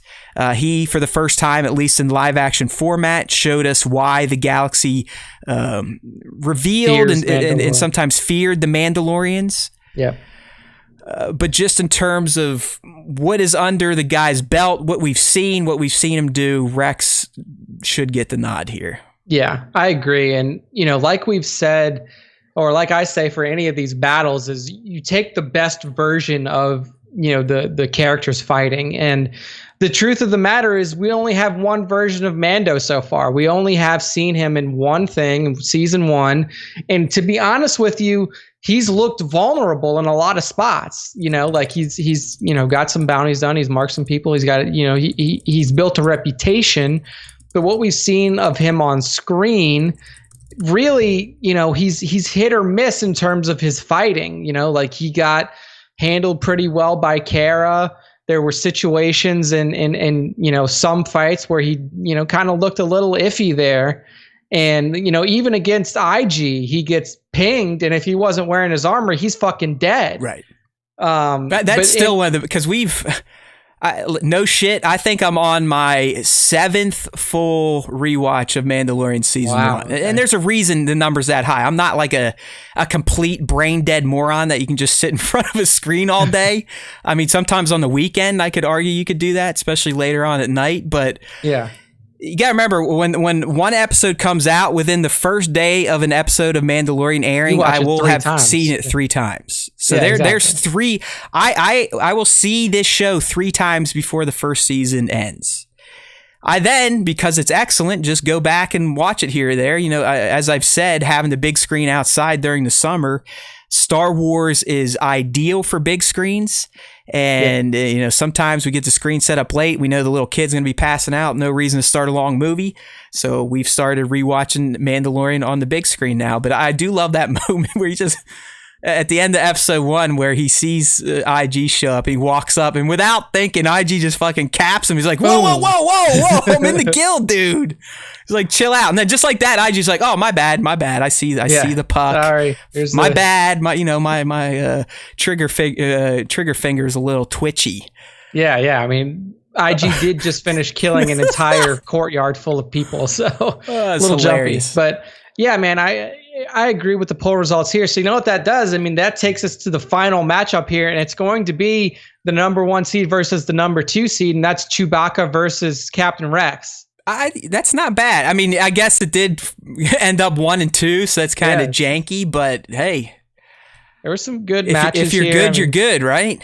Yeah. I mean, I will say that this one was, I think there was more disparity in power level for each of the combatants here than there was in the Force user poll. Because, in a Force user poll, everybody's got the Force. Right. It's just how much of the Force are you proficient at? Yeah. In this, it's more subjective to what your feelings are about the people, than what you can actually say in terms of their battle strength. I think that the way that it was seated was pretty strong, in my opinion. I do think the Chewbacca Rex is going to be the closest yet, though. I have a feeling it could be like a 45 to 45, 55, 49, something like 51. that. I'm just trying to do the math real quick, but I know who I think would win it, but I don't want to reveal it yet. Right. Like, I have my vote. But I don't want to say anything because I don't want to influence anybody listening to the show on their votes. So we'll see. I mean, sometimes I vote, sometimes I don't. Nick told me I voted this time around, so I guess I did. Voted on the Chewie. So that's the end of the battle poll. Keep an eye out this week for the Chewie versus Captain Rex. Chewbacca versus Captain Rex at their best. So I may do a 3rd place battle just to throw it out there. Look at battle that. for number 3. So you would have a Han Solo versus Mando, which, hey man, that could be interesting too. So I would take Mando on that one. I don't know, man. That's another one where it's like a toss up, just because even if Han shoots first, he's got that fucking Beskar, man. So, true, he's got the armor. Definitely helps. It definitely. Dude took a sniper shot to the armor, and it didn't kill him. So very true. Han could get that quick draw and hit him, but unless he gets him right in the neck, I don't know. Yeah, I mean, Han's got All a right, good stuff there, Nick. We're going to move on to this week's question of the week. And look at this. I actually remembered to take a screenshot of the question. It was a good one, apparently, because while I don't think IG is showing our content to most of you anymore, because that's what IG does, we did get some great detailed comments, which means you Fando assholes were into this one. So the question for those of you just listening to the audio-only version I'm going to say that I don't know why Prime is there. I like it. I don't know. You know, Nick was feeling a little freaky, but when he posted this, it's Game Time Prime. What is your favorite Star Wars video game? What made it stand out? And like I said, we got a ton of good responses. We have 12 this week instead of our usual 10 because we had a little less topics than usual. But as we do on the Star Wars Time Show, we've managed to shoot enough corn-filled diarrhea out of our mouths to still extend a topic list show into the 2-hour mark. We're at like 1:35 now. We'll easily get into the 2 hours, so I'm sure we've lost most of the audience. So let's see. What does some people have to say? Here's our buddy Bossajan, Star Wars Toys 73, I believe. So he chose Battlefront 2, as in the most recent one. The new one, yeah. There was a lot of those. I don't think I picked too many, but I did go with him because, well, just listen. The campaign was sick since it expanded so much more canon, and you start as an agent of the Empire and you play all the way through to the beginning of The Force Awakens. Having said that, I need my motherfucking Darth Maul game, you pussy ass cunts. Whoa, there we go. He's lighting up the fucking the game developers already. Right. Where's the Maul game? There we go. There we go. So, and that honestly, that was kind of the general feel on the new Battlefront 2, not the original Battlefront 2, is like, hey, I know a lot of people bitch about it, and I'm kind of embarrassed to put this out here, but we really kind of like this game. It's gotten really good. It looks fucking great. This, that, and the other thing. So, strong a lot of modern day Battlefront 2 stuff up there. Yeah, I'm a fan of that game as well. But moving on with the responses, we have SWTBS Wild Wing here. So he likes The Force Unleashed 1 and 2 because of the character of Galen Marek, a.k.a. Starkiller, and the story of the game.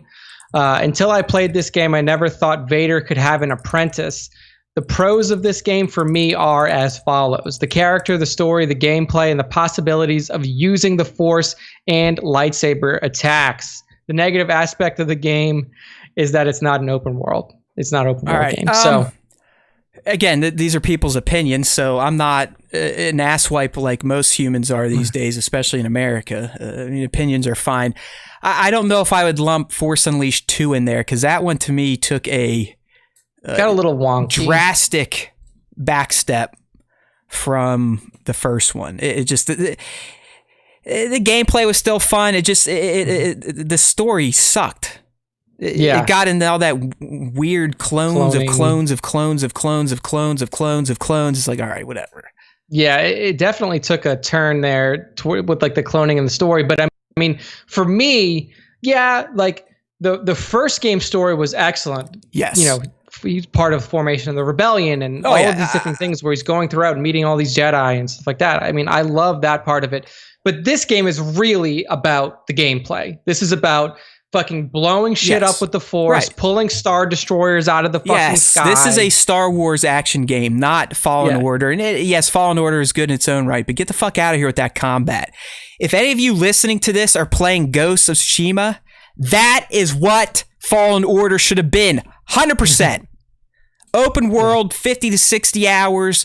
You can go in, slash the living shit out of people. It's not like you're swinging a fucking club. You're actually swinging a lightsaber that's light. Why is it light? Because it's made out of light!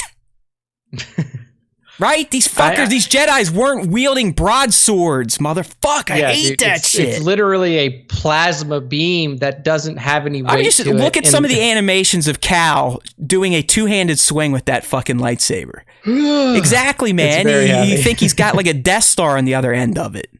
Yeah. So, I mean, I understand that they, that Respawn was going for high difficulty, but I think you could go for a difficult gameplay experience without making the lightsaber combat itself so arduous. Yeah, it's just I I get that Souls swordplay and some nut jobs like that stuff. It makes no sense. It makes sense in those games because you're playing as a fucking knight in armor with metal swords.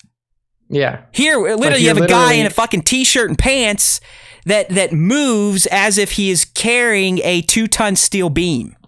Yeah, it was a very odd choice. But so please, just hey, Respawn, I know you listen. I know you're the guy, right? Like, it's just Respawn. They're the ones in charge. Mr. Respawn. Mr. Respawn. Please just make the combat like Ghosts. Thank you. Or just give Insomniac a Star Wars game. Please. No shit. For the love of God, it is. It's like, Insomniac a Star I know there's a Wars joke. They're like, yo, it's Assassin's Creed 2 Japan. Hey, I'm all for it. Fine. It's fucking great. It's awesome. Yeah, there's repetitive open world stuff, but isn't there in every fucking game? Anyways, back to Wild Wing. I will have to say Force Unleashed 1 is definitely probably my top 5 though. So yeah, I agree with that. That game, I mean, like that first, if you like playing through the prologue of that game where you're playing as Vader and you're going through Kashyyyk and you're just fucking destroying everything. I don't even think you use your lightsaber. You're just using the Force. And like that was, the developers of that game showing you right up front, like, this is what this gameplay experience is. The first thing you do is like you walk up to a giant like fence, like gate. It's like a barred gate. And you're like, oh man, I'm gonna have to cut through this. And literally Vader just fucking blasts it open with the Force with like nothing. So, I mean, that's what Force Unleashed is about, is just allowing you to go fucking crazy with a lightsaber and with the Force. And, I love Force Unleashed 1. So good response by Wild Wing. Moving on, Scion XTC, our loyal listener. Knights of the Old Republic always stands out to me as a top Star Wars game because it was so interactive, in the sense that every action in the game affected the outcome of the story. Being able to play it multiple times and you could have different gaming experiences every time made it one of the most fun games I've ever played. 100% agree. And, BioWare, old BioWare, who's responsible for the development of the first Knights of the Old Republic game, I mean, that was their thing, is like these narrative storytelling experiences that you could control. And having that told through a character like Darth Revan, who has this, this I don't want to say middle ground, but like, being of both the dark and the light work perfectly. Yeah, I mean, KOTOR, that's an easy top 5 as well. I don't know if it's number 1. It very well could be, just because of, I don't know, these days, and you can tell our demographic. I mean, it's a lot of old fuckers like myself, because a lot of the games we were picking were from late 90s, early 2000s, when 2000s, the games themselves were revolutionary. I mean, a game like Knights of the Old Republic was they were few and far between back then. I mean, you could argue it was probably brand new for its time. I mean, what was done with Star Wars The Old Republic, or Knights of the Old Republic, was essentially what allowed BioWare to build the Mass Effect franchise. Like they were able to use that game, the Star Wars license, to not only revolutionize the way that narrative storytelling is done with player control, but then also they were allowed to just play in this open sandbox of planets and interplanetary travel and stuff like that, which allowed them to essentially build Mass Effect. And in the gaming community, like Star Wars, Knights of the Old Republic is not viewed as just probably the best Star Wars game. It's viewed as potentially a top 20 video game period of all time, because of what it did at that time. And like you said, it was something that you had really never seen before. It was just so brand new. So and we got Papa Palp joined in. He's agreeing that's always going to be a number 1.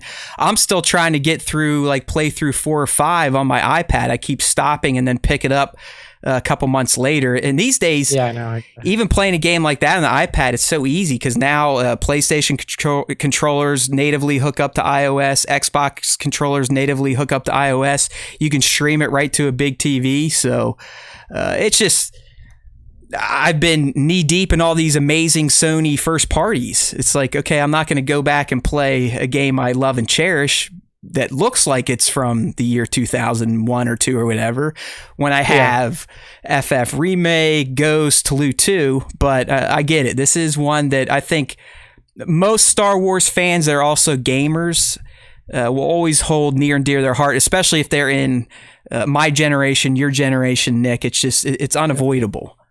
Yeah, I mean, I can remember, late night gaming sessions with, one of my friends playing, the KOTOR games. So it's definitely fun. This was still before like crazy ass internet where you had gaming sites that would post guides for you. So like that's still when you were figured shit out. You were like flying blind. Like, oh, should I go to Tatooine first? Should I go to this planet first? What should I do? What should I say? Because you never knew. Like you could say something and fuck up a whole thread. Like literally, like screw up an entire conversational thread that could have led you to something down the way. I mean, if you're on Dantooine and you don't know to keep running through those fields until these, the Mandalorian keep showing up and go all the way through, like you just didn't get that story experience. You didn't get that gameplay experience.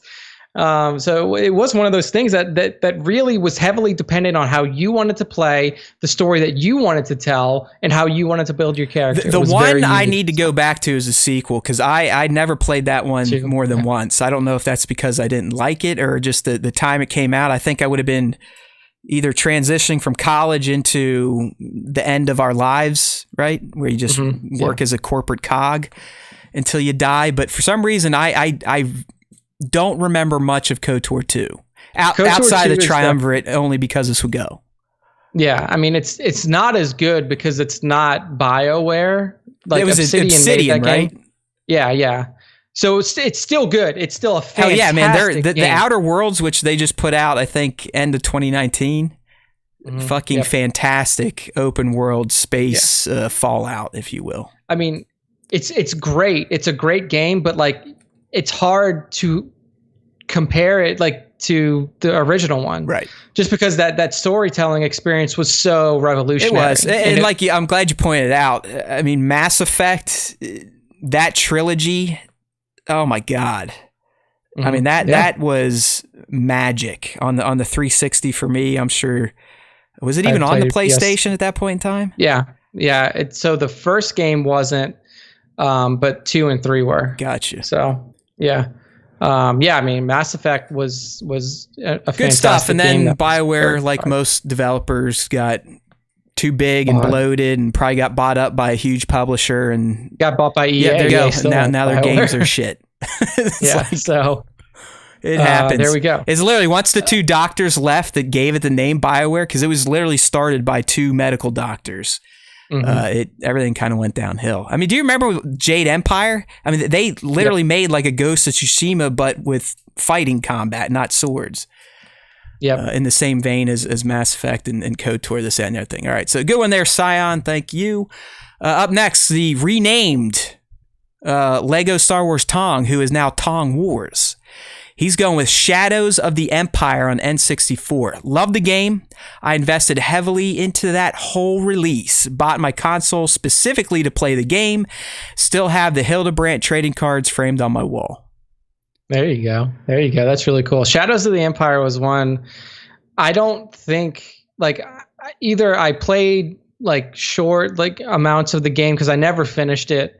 But I mean, I know that is one of the most beloved games of that era as well. The N64, PS1 kind of era, Shadows of the Empire is one of the standout ones. Was that like, did you invest a lot of time into this one? No, dude, because N64 I never had, and this would have been like late. When did 64 come out? High school, right? In the mid 90s, early 90s. Yes.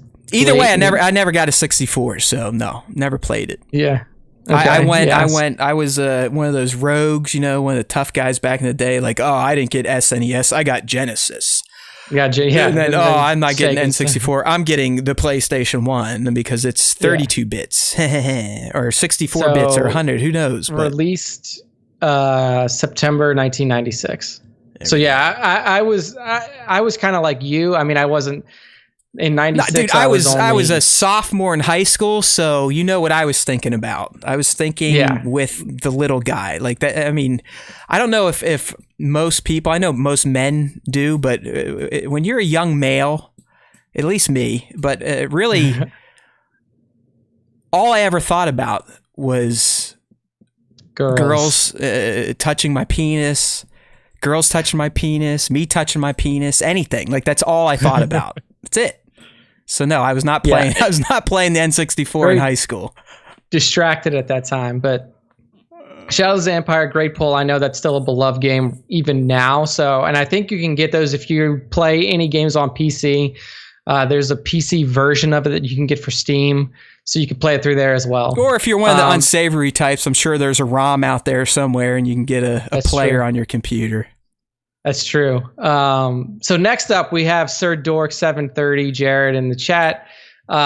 He said, my big brothers and I would play the crap out of Jedi Power Battles for PS1. I've never played this. I have no idea what it is. Dude, a lot of people have been going off on this because, Plo Koon is a figure he's released, and a lot of people are like, oh, look, I got my Plo with the orange saber from Jedi Power Battles, and this is another one. It's like, I would have been in college probably, so again, the brain was deleted. Yeah, you just. But go ahead, read Jared's statement. Yeah, so you could play as Qui-Gon, Obi-Wan, Mace Windu, Plo Koon, and Adi Gallia. Each Jedi has their own special force attack. I was a little kid, so I sucked at it, but it was awesome. Also, Plo Koon had an orange lightsaber, and Adi Gallia had a yellow lightsaber. Totally weird. So even at this time, I don't know. You saw it, but like that's the weird thing. Yeah, like he calls out because Plo had a blue lightsaber in the movies. Right. And he comes with a blue lightsaber and figured, but it looks like it was like just a fighting game. Like, how did I miss this one? That's what I want to know. I mean, there's another fighting game coming up that you love. That one, 100%. Like I want to see someone here. Like if they have as fond memories as I do on the one we're going to talk about. But I'm looking at screenshots from Power Battles. I'm like, yeah, I'm sure I played this, but it has been completely wiped from the gray matter. From your memory. It's gone. Yeah. It's just fucking gone. Man, now that you mention it, I'm looking at it. It looks like it started on Dreamcast. Yeah, it's like kind of like a action platformer. I mean, it looks janky as fuck these days, but there were a lot of people, and it's because it just had like a weird mix of Jedi. There's Adi Gallia. Is that Deepa's in there? Plo, Qui-Gon, and young Kenobi. Qui-Gon. Yeah. I mean, it was in episode 1. It was Star Wars episode 1, Jedi Power Battles. So technically, this went down before you even saw Plo on screen, because you didn't see Plo on screen until episode 2. So yeah, man, I mean, that's crazy. Yeah, I never played this. Yeah, I feel like a loser. I missed out on this one. I'll have to look it up. Jared's saying in the chat that in the game Mace Windu had a blue lightsaber. So he does. I'm looking at the if you go to Google Images, there's a select your Jedi screen. Was this even an officially licensed game? No, it was. Look, this is LucasArts themselves. Yeah. This was probably a game where like the day before it was supposed to go press, George came in and was like, yeah, call this guy Shitface, this guy Mookie Mook, and give him an orange lightsaber. Yeah. And dude, like I'm looking at, maybe you can get different color crystals, Jared would have to say, but like Ki-Adi-Mundi looks like it's in there. He's in there and he's got a purple saber. So I don't know what the fuck's going on, man. Good stuff. Oh man, good call out by Jared. Really digging deep into the Star Wars. I'm gonna have to play some YouTube videos of this when we get off. I'm too scared to do it now because it'll blow up my shitbag system. But hey, he was not the only one. There was a lot of JPBs out there, as they say these days. There we go. Up next, here we go. Cryo, who's not in the stream today, so shame on him. He's probably actually working, so good for him. And I can agree with him on this one. I was a big fan of these games as well. But he said, Super Star Wars, Super Nintendo. My parents experienced hardships with 4 kids, and I, being the oldest, had to sacrifice what I wanted for the good of the family. Once PlayStation came out, the Super NES became more affordable for them, and they surprised my brother and I one day out of the blue. They gave us 3 games. One was Super Star Wars. I played it till I beat it, then spent the rest of my free time flying the Millennium Falcon on a mission to destroy the Death Star and save Brittany. I was deep into puberty at the time, and Britney had just hit MTV. Oh man, I mean, Super Star Wars. I love those games. Did you play? They made 3 of them. There's Super Star Wars, Super Empire Strikes Back, and Super Return of the Jedi. Yeah, Return of the Jedi. I've never played them, but I have watched like gameplay videos and stuff like that. I mean, that is such a unique Star Wars gaming experience. Yes, because it's essentially like a side scroller, like a Super Mario almost. Yeah, like a TMNT game from SNES. The mechanics are awful. It's one of those games where you will want to kill yourself or somebody when you play it.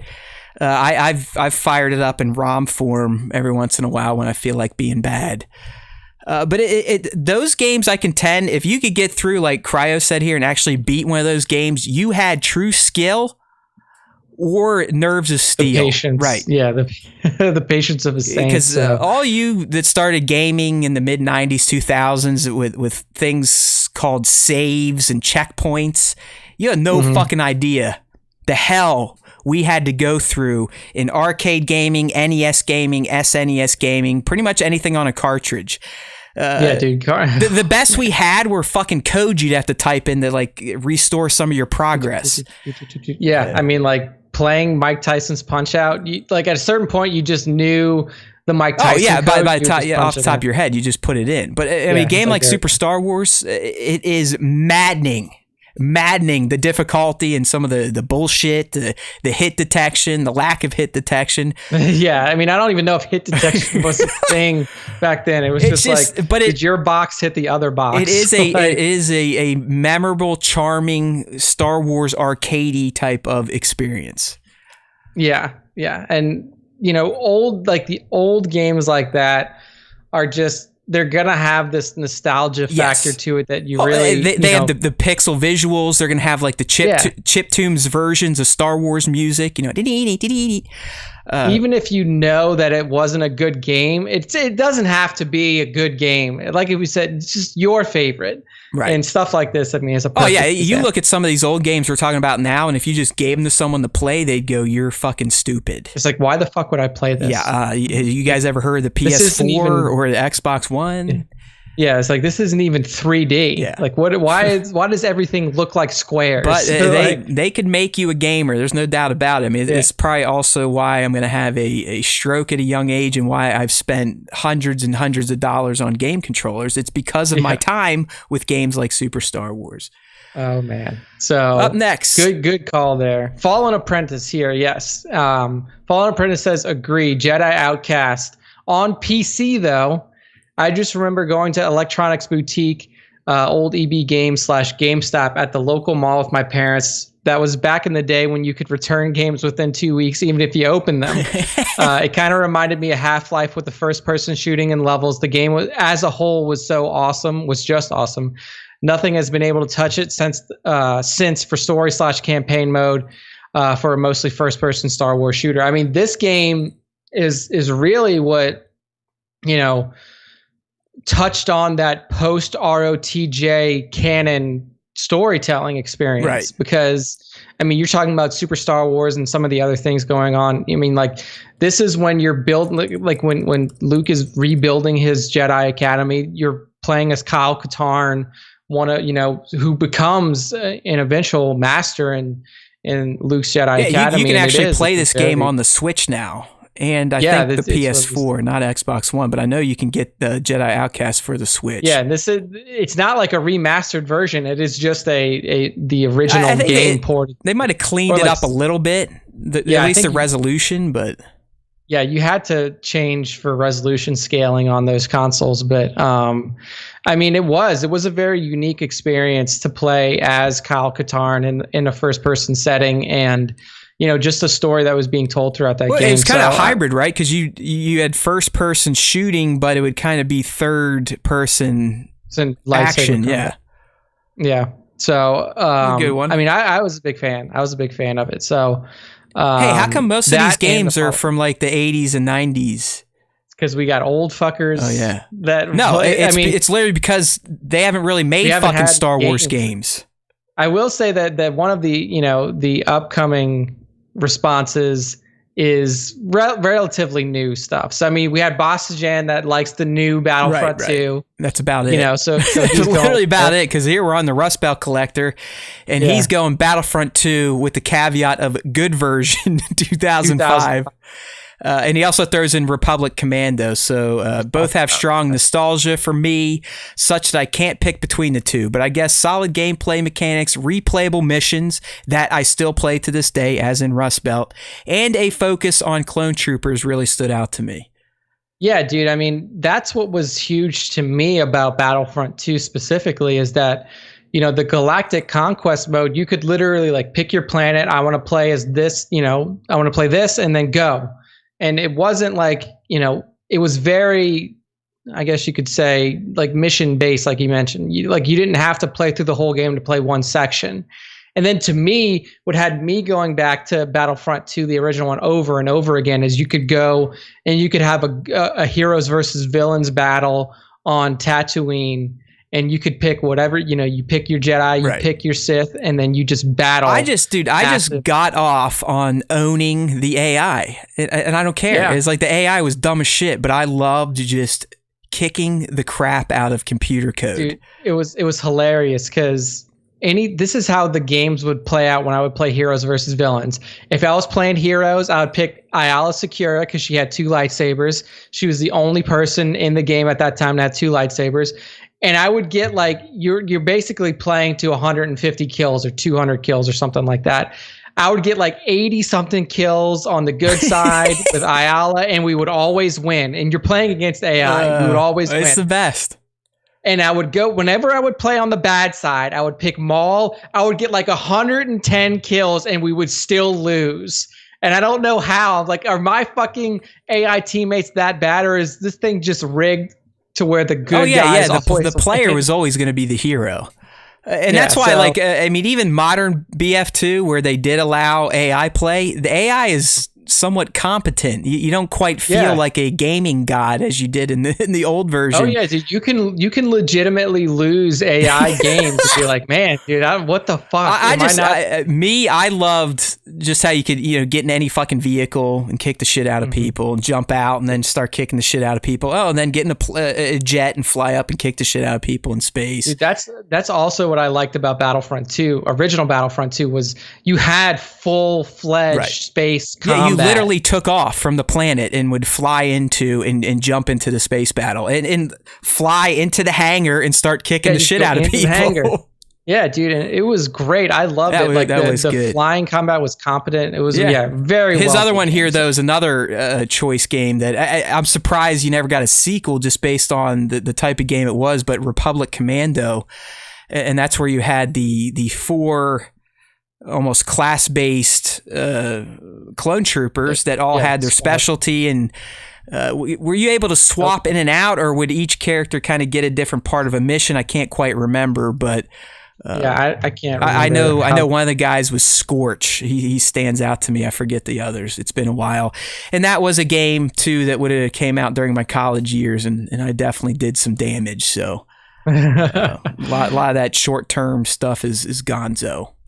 Yeah, there you go. So good picks, Scorch, Fixer, Sev. Yeah, Sev, that's right. Those were the 3.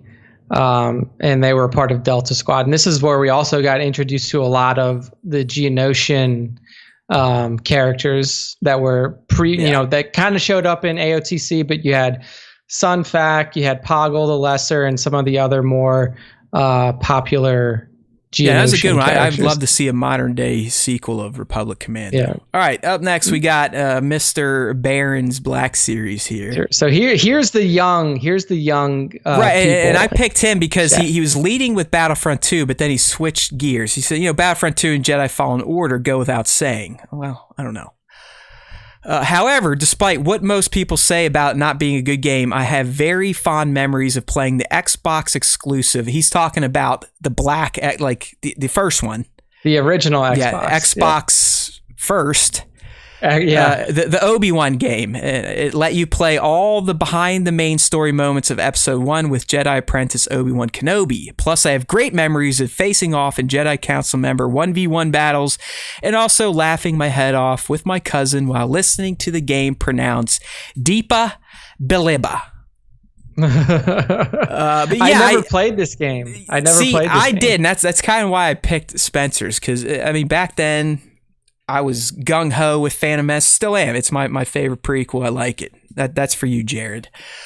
But he is right. I do remember it being a somewhat competent movie companion game, and the reason it was is because you weren't just replaying the movie.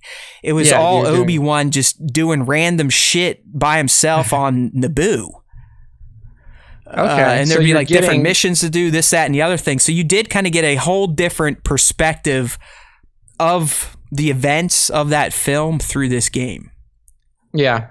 I mean, that's an interesting way to play, because there have been a lot of, I mean, for all of the original, for all of the prequel movies, you had companion games. And then for the original trilogy, you had the companion games on, NES and Super Nintendo. So, having it to where you're not just replaying the story, you're actually getting some additional information in through gameplay mechanics. The game was literally called Star Wars Obi-Wan. Yeah. I Googled it. So, interesting one. Yeah, I don't even know. I mean, I'm sure that there are unscrupulous ways of being able to play this again, but I never had the ability to play. I didn't own an Xbox, so an original Xbox. I definitely bought it, and I agree with Spencer. It was a different type of movie game, because it wasn't just trying to retell the movie.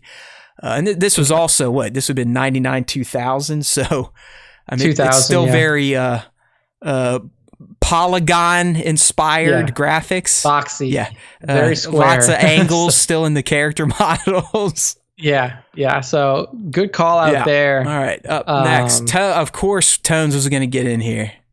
Yep. So we got X-Wing. He says, since 1978, all I wanted to do was jump into a cockpit of an X-Wing starfighter and take out some ties. When LucasArts released that game back in 1993, I bought my first ever PC solely to own and play that game. I spent many hours perfecting the shield to firepower ratio for all the various missions. An absolute masterpiece of a game, which totally needs an upgraded reboot for today's hardware. It would be mind-blowing. I mean, these older flight simulators that really gave people the ability to jump in and relive those iconic battles. I mean, I'm another proponent of X-Wing. I just think about what Tones is saying, though, and think about the time. Going out and grabbing a computer in 1993 wasn't like grabbing a computer these days. No, dude, I mean, that thing was probably a household investment where like people had to mortgage part of their house. Yeah, it's like you're spending $2,000, $3,000 on a PC back then. That was very basic in what it could do, but I'm with them, man. I remember I had X-Wing on the CD actually. Those are the days where anytime you wanted to play a game, you pretty much had to load in the media. You had to also install it, and then it would run off either floppies or this, that, and the other thing. Some games you had to change floppies in between fucking missions.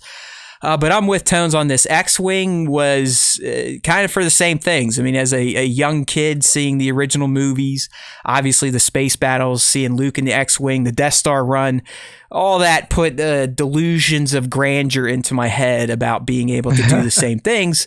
So when the game came out, of course, we all wanted to grab our plastic joysticks and give it a crack, and it actually ended up being a fantastic game that wasn't just like a moron flying game. You had to, as Tone said, you had to manage your ship's abilities. You actually had to pay attention to the missions. If it was an escort mission, you better fucking escort.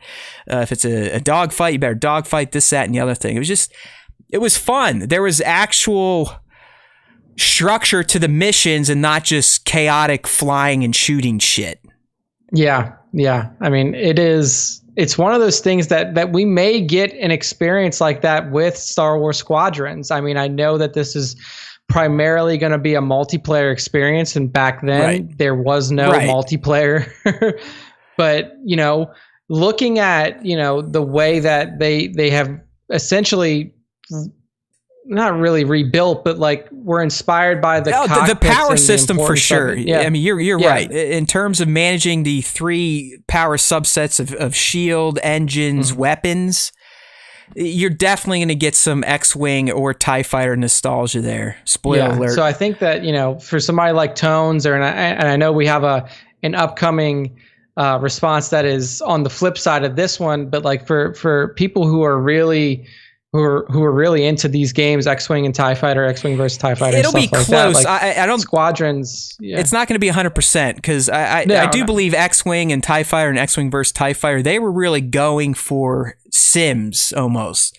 Yeah, flight sims, but not as brutal as the actual Microsoft Flight Simulator where you're trying to land planes and all that dumb shit.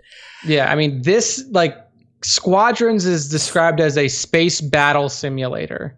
So while the maneuvering of your ship is still going to be important and integral to the gameplay, it's not going to be like flight sim level. It's going to be a little bit more. We got breaking news. Oh no! What happened? Two breaking news. Apparently, the Pac-12 just followed the Big Ten, and Joe Biden has announced Kamala Harris as his running mate. I kind of picked out Kamala Harris as the one who was going to make it. That's a big one, at least over here for some people. So Kamala Harris, she's a good woman. I'm glad. Not a bad pick, I'm happy. Especially considering that she was basically calling him an old white racist during the debates during the primary. Yeah, I know, right? So like that's a big flip. Let's see how things work out. But anyways, back to fun stuff, Star Wars. X-Wing is a fantastic game that really, like, I think, now I could be wrong here, but I think that there was I don't know if this was released on like the Wii game shop. Like the original Wii had their game shop that would release older titles sometimes. And I think it was X-Wing versus TIE Fighter that was up there. But like, I know that they had some of the Star Wars flights. Some of these have been in the, thousands of Steam summer Star Wars bundle sales. Exactly. If I actually use my Steam account or use my computer, I pretty much have all these games we were talking about. In Steam, but I don't like sitting at a computer to game. It's just never been my style.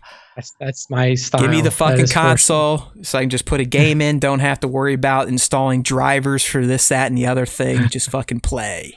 I can understand that. So good. Thank you, Tones. Your streak continues. I had to cut Action Figure Noob this week, but he had a good one too. Oh no! Okay, so well, I'm gonna take this next one, Nick, because this one is all you, and I'm gonna see how much I get made fun of. But Mutant Jedi Ranger went with a game that I was hoping someone would pick when I saw the question, and it is Star Wars Masters of the Terrascasi for PS1, which is literally a fighting game in the vein of Mortal Kombat or Street Fighter. Same thing, 2D plane. Let's go. So Mutant Jedi says, my favorite games growing up were always fighting games like Street Fighter and Mortal Kombat. Me too. I can't tell you how much time I spent in the arcade slapping my quarters up to have next game on Mortal Kombat. Love that. So having Star Wars fighting game was awesome. I wish they'd make an updated Star Wars fighting game with more characters that have come out since then. But those types of games don't seem as popular these days. Yeah, I mean, the closest that you're going to get Mutant Jedi Ranger is Soul Calibur.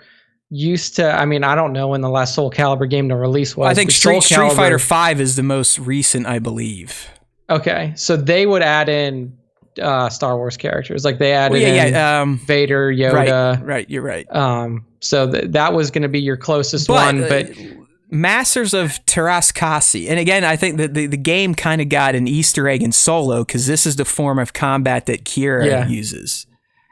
The Terrascasi, or however the fuck you're supposed to say it. Yeah. This game was fantastic, dude.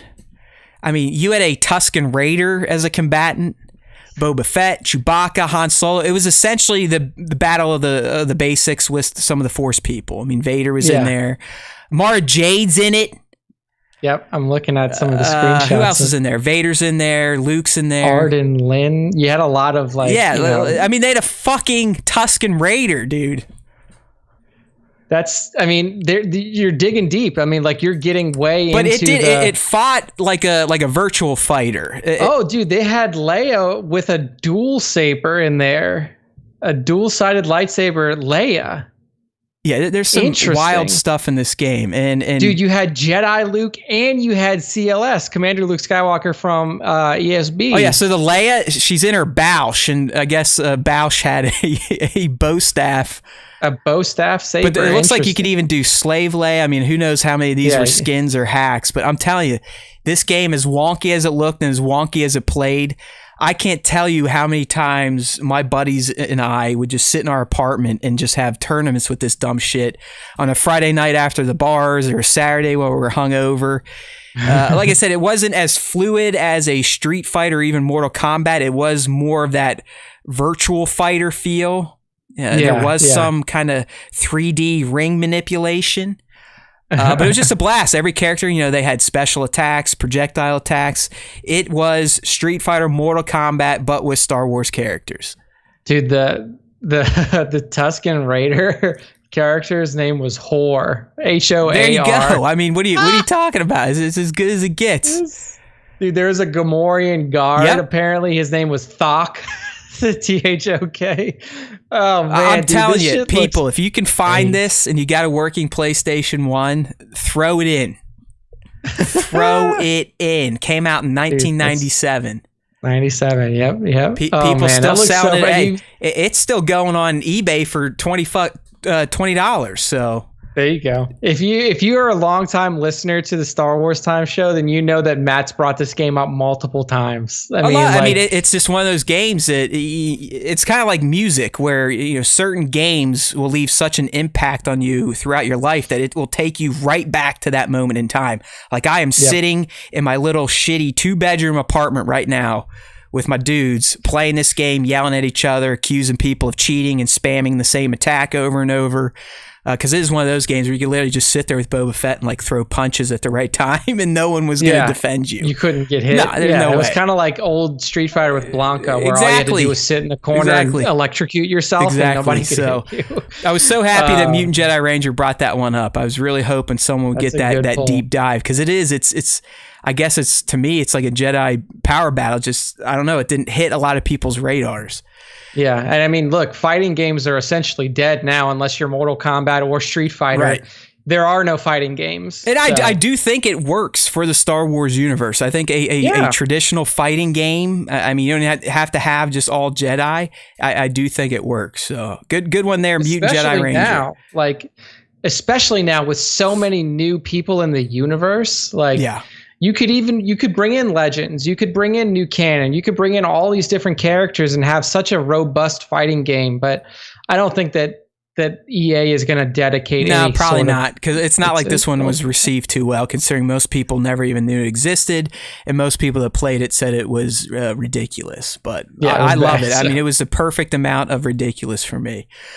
All right, our last one here, Intergalactic Raptor, one of our buddies here. Go ahead, Nick, because he has the counterpoint to Tones' choice. Yes, so Tones picked X-Wing, and then Intergalactic Raptor picks TIE Fighter. He says it was so cool playing from the perspective of the Empire for the first time in a game, and introduced new ships, concepts, and had interesting story as well as being a fantastic flight combat sim. I love the depth of the controls and power management, etc. It was my first introduction to Thrawn as a character. I'm glad Squadrons is heavily inspired by TIE Fighter and is using some of the mechanics from it, although it will be tough for it to have the same impact on me as that game did back in the day. I mean, again, not really mirroring what Tone said, but like that same thing where, except with TIE Fighter, it is like Intergalactic Raptor says, you're immersing yourself in the Imperial side of things, which really, I mean, for video games, you hardly ever played as bad guys. And, back in those days, especially, you're always the good guy. You're always playing on the side of like, we're the rebellion, or, with Super Mario, you're fighting against fucking, the evil Bowser, and, Ninja Turtle games, you're fighting against Shredder, whoever you're Bebop and Rocksteady and all these other bad guys. Like playing as the Empire in this video game was, pretty different from what you would typically do in video games back then.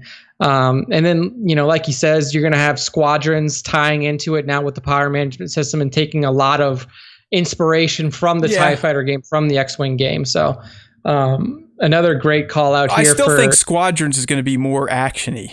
I don't think it's going to be as sim-like, if you will. Yeah, I agree. I mean, I imagine that definitely the multiplayer is not going to be a slow burn type of experience. Right. It will be interesting to see what they do with the single player. Like, are they going to make it more like it was in X-Wing and TIE Fighter, where it is kind of like a slower play? Like, I'm not kidding. I want like an escort mission where my sole job is to escort transports. I want that. I don't always have to just be blowing shit up. Yeah, but kids nowadays don't like to just kind of fly casually next to their their fucking. That's a great Han line, right? I don't know, just fly casually. Because you always know what Chewie's saying, but you never did. Because Chewie's like, hey, what the fuck do you want me to do? How should I do this? He's like, I don't know, just fly casually. I love those guys. So yeah, I mean, fantastic call out here. Good stuff. Like I said at the beginning, this was a long one, but you can tell video games are near and dear to a lot of our fans' hearts. And I think a lot of Star Wars fans in general, especially if you're in the generations that listen to this show. We all kind of were brought up the same and liked the same shit, and video games fell right in line with the Star Wars universe that we were so taken aback by, and seeing this galaxy that was so far away yet had so many cool gadgets, this, that, and the other thing. I mean, it's why I ended up in computer science, to be real. I mean, Star Wars has dictated my entire life. True. So that's the end of the responses to question of the week. Before we move on to the top 5, I do want to plug really quick that Star Wars Time now has its own Discord channel. So for those of you out there who want to interact with the community members, who want to interact with me or Matt, I'm actually surprised people are using it. I mean, I knew you would start it and then you would never come back. But I drop in every now and then. But I mean, we have people like Liam and Greg and Sion and some of the other members of the community in here. I mean, it seems we do definitely have a dedicated, albeit very small group of super fans. So we definitely love you all the best. Yeah. So just for my ego, I need that about times 1,000. So you guys got to keep working on that shit. For those of you out there who listen on the podcast and either just want to have Star Wars discussions with like-minded fans, or want to get in and just have discussions with people who, like the same types of things as you, make sure to stop by our Instagram page. If you go to our IG page, you can click on the link tree. Yeah. And in the link tree is the invite link to our Discord. And I may even get it up on the website at some point in time. Yeah. So, and look, if you're not familiar, Discord is just a free chat app. You can have it on your phone. You can have it on your computer. And it will just, if you click on that link, it will take you directly to our server. We have a channel that's dedicated to just random bullshit chat. Kind of like the dumb crap you guys talk about in the live stream. That's what we're seeing over there. We have a channel that's dedicated to the artist community. So if you guys want feedback on your toy photo shots or your art pieces, you can use that channel. And I may create a new channel that is, coming up with questions, questions of the week. If I can't think of something, if you guys have recommendations, you can drop them in there. But I wanted to build this out because I do, like you said, Matt, I do know that we have a dedicated group of fans that listen to us week over week, that interact with us on Instagram and on Facebook and other places. So, just having a Discord channel that's always open for people to just come in, drop a message. You can have organic conversation. You don't have to worry about it being in an Instagram DM or Instagram post comments or anything like that. You can do some wild shit on Discord, and we're not going to do that because we're dumb. But I mean, Nick and I, we use it for Swago, and like my people that run the server over there, they run a bot that essentially tells the entire team what squads they should use against what other squads in which locations if you're in a territory war. Like, I get a report essentially that says, all right, Matt, you need to play your Padme team in B1, your Geos in S1, and your ships in S2. And that's all done through Discord and these fucking crazy-ass programmers that write this shit for free and allow people to use it. We will not be doing that. In fact, we will hardly even be using it ourselves, I would imagine. But in all seriousness, as Klondike said, why didn't you guys just use Slack since you already use it? Well, we're stupid. And Discord's easier.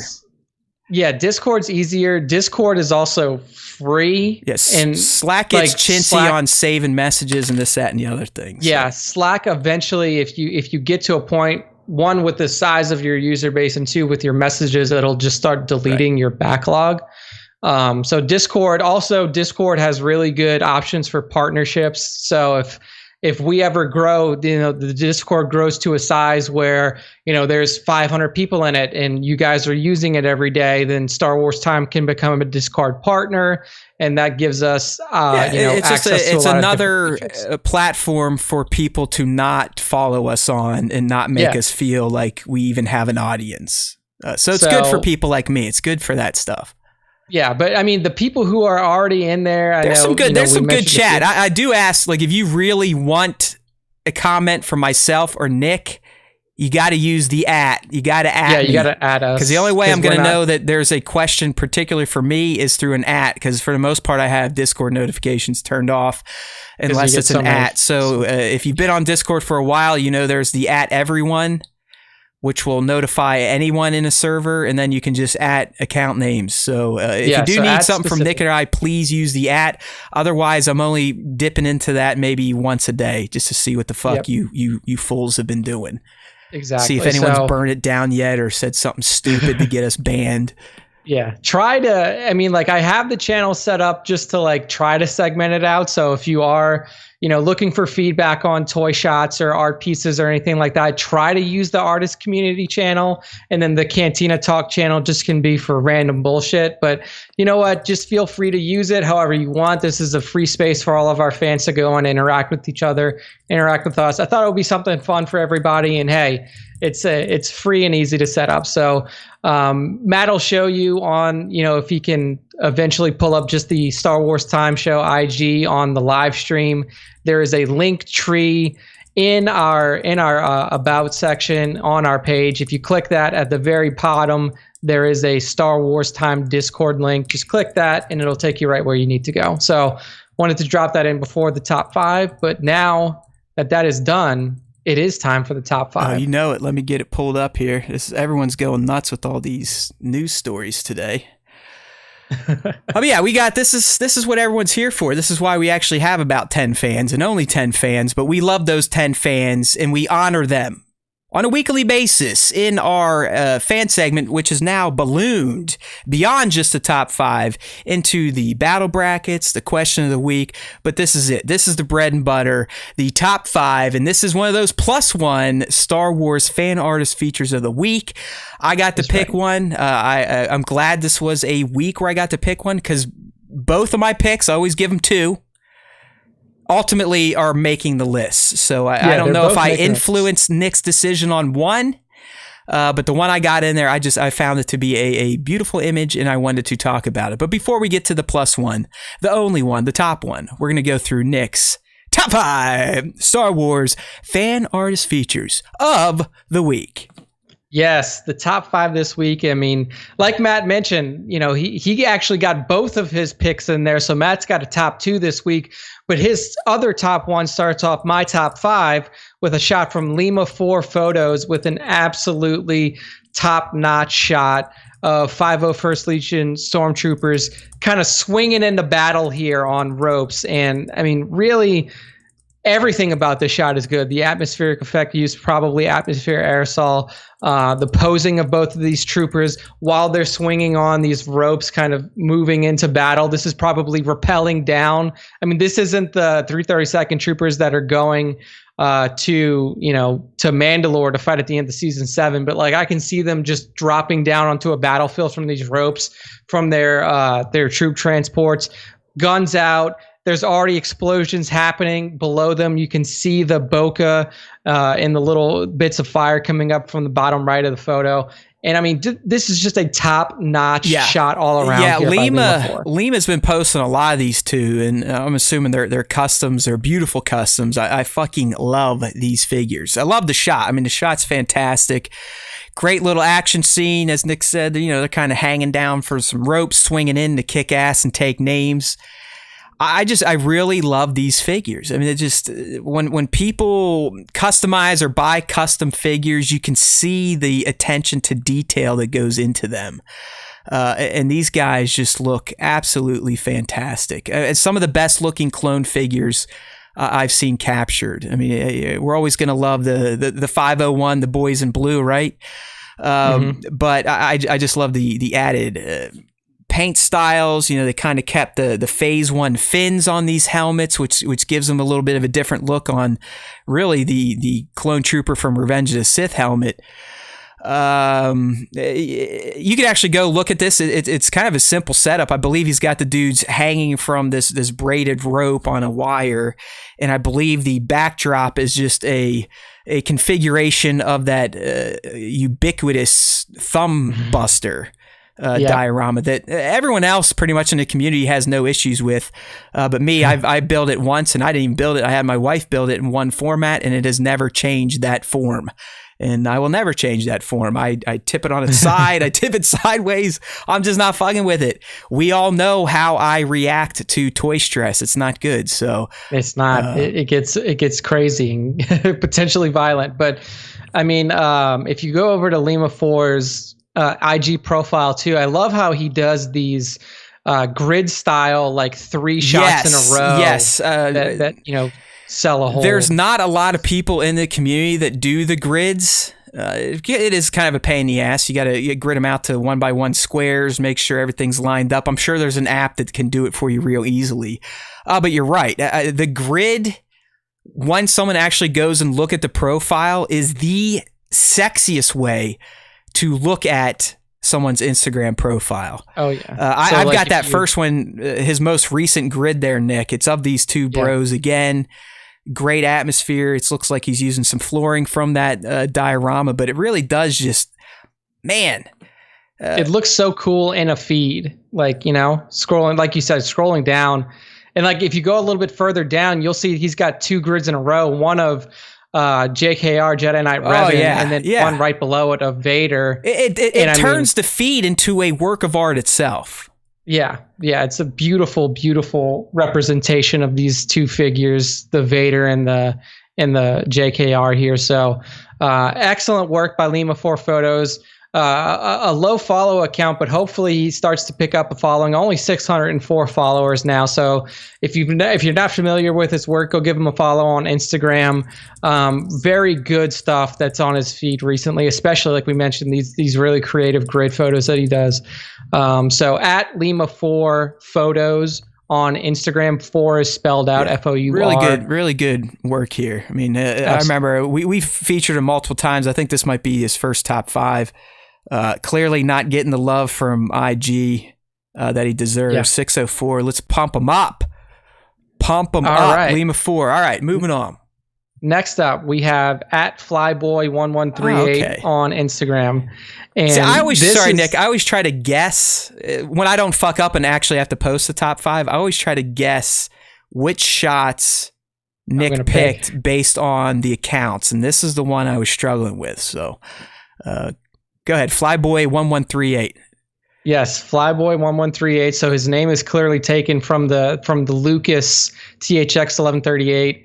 And the way that you put it, because I was going to ask you about this forced perspective shot, like you said, is really just perfectly executed. So what you see in what you don't know is the foreground of the shot is the big sand crawler that you see on Tatooine episode 4. And then in what is the background, but again, like this is a perfectly done forced perspective shot, is some tiny Jawas out there, and they're wheeling and dealing or talking to each other. And then it's a really good sunset photo here. So you get like a golden hour shot with the forced perspective of the tiny Jawas next to the giant sand It's a very cool technique that, I mean, it looks like there might be some camera trickery going on here, but it's really not. It's as Nick explained, you'll have one subject in the foreground, and then the other ones you'll have way, way, way in the background just to diminish their size. So these Jawas we're looking at, if you're on the live stream, are probably 3 to 4 inch tall figures. But in the shot, they look perfectly scaled to a massive sand crawler. So they end up looking like tiny little Jawas would look, just like we saw in A New Hope or episode 2 of The Mandalorian, what they look like standing outside their sand crawlers. So it is as I said, an awesome Force perspective shot. We've had others we featured. A lot of you toy photographers take advantage of this mechanic, especially when you're mixing scale. We've seen people like... remember the Clone Troopers? Remember he had a great shot of a 1/6 scale Rex, but with 1/12 scale guys in the background. So it's an easy to use technique, but you gotta, obviously the alignment is key and your subjects have to be of the correct size and spacing. But it is a dope shot just because of the scale that you feel from the Force perspective.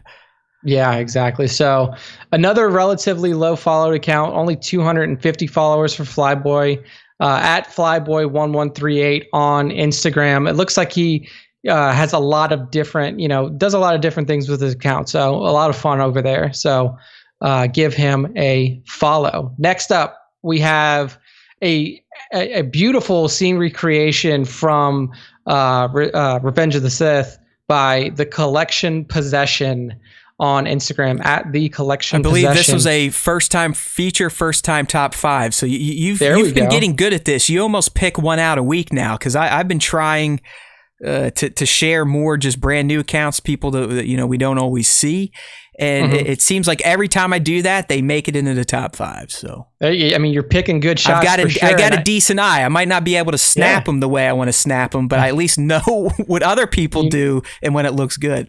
Yeah, you know good art when you see it. So The Collection Possession. So this scene recreation is from the Anakin versus Obi-Wan battle at the end of Rotzen. It's the scene where they're grabbing onto these two wires and they're swinging at each other and they're clashing their sabers in the air.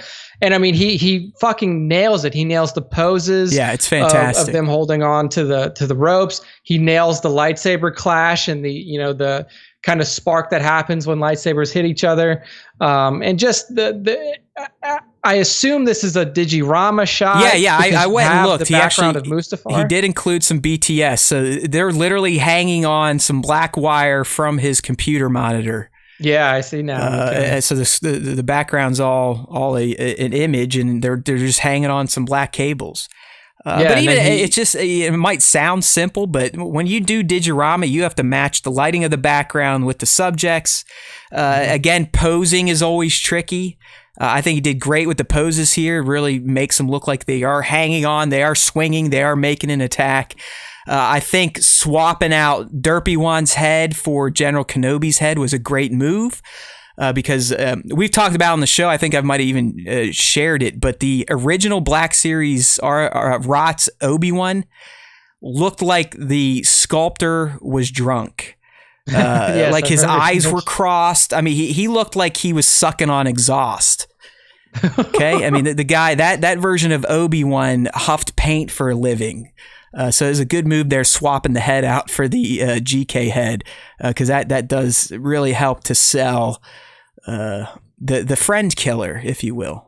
Yeah, there you go. I mean, you can't tell either. I mean, like this GK head looks, like Bratz Kenobi. Oh, it's perfect. I mean, the other one is so bad.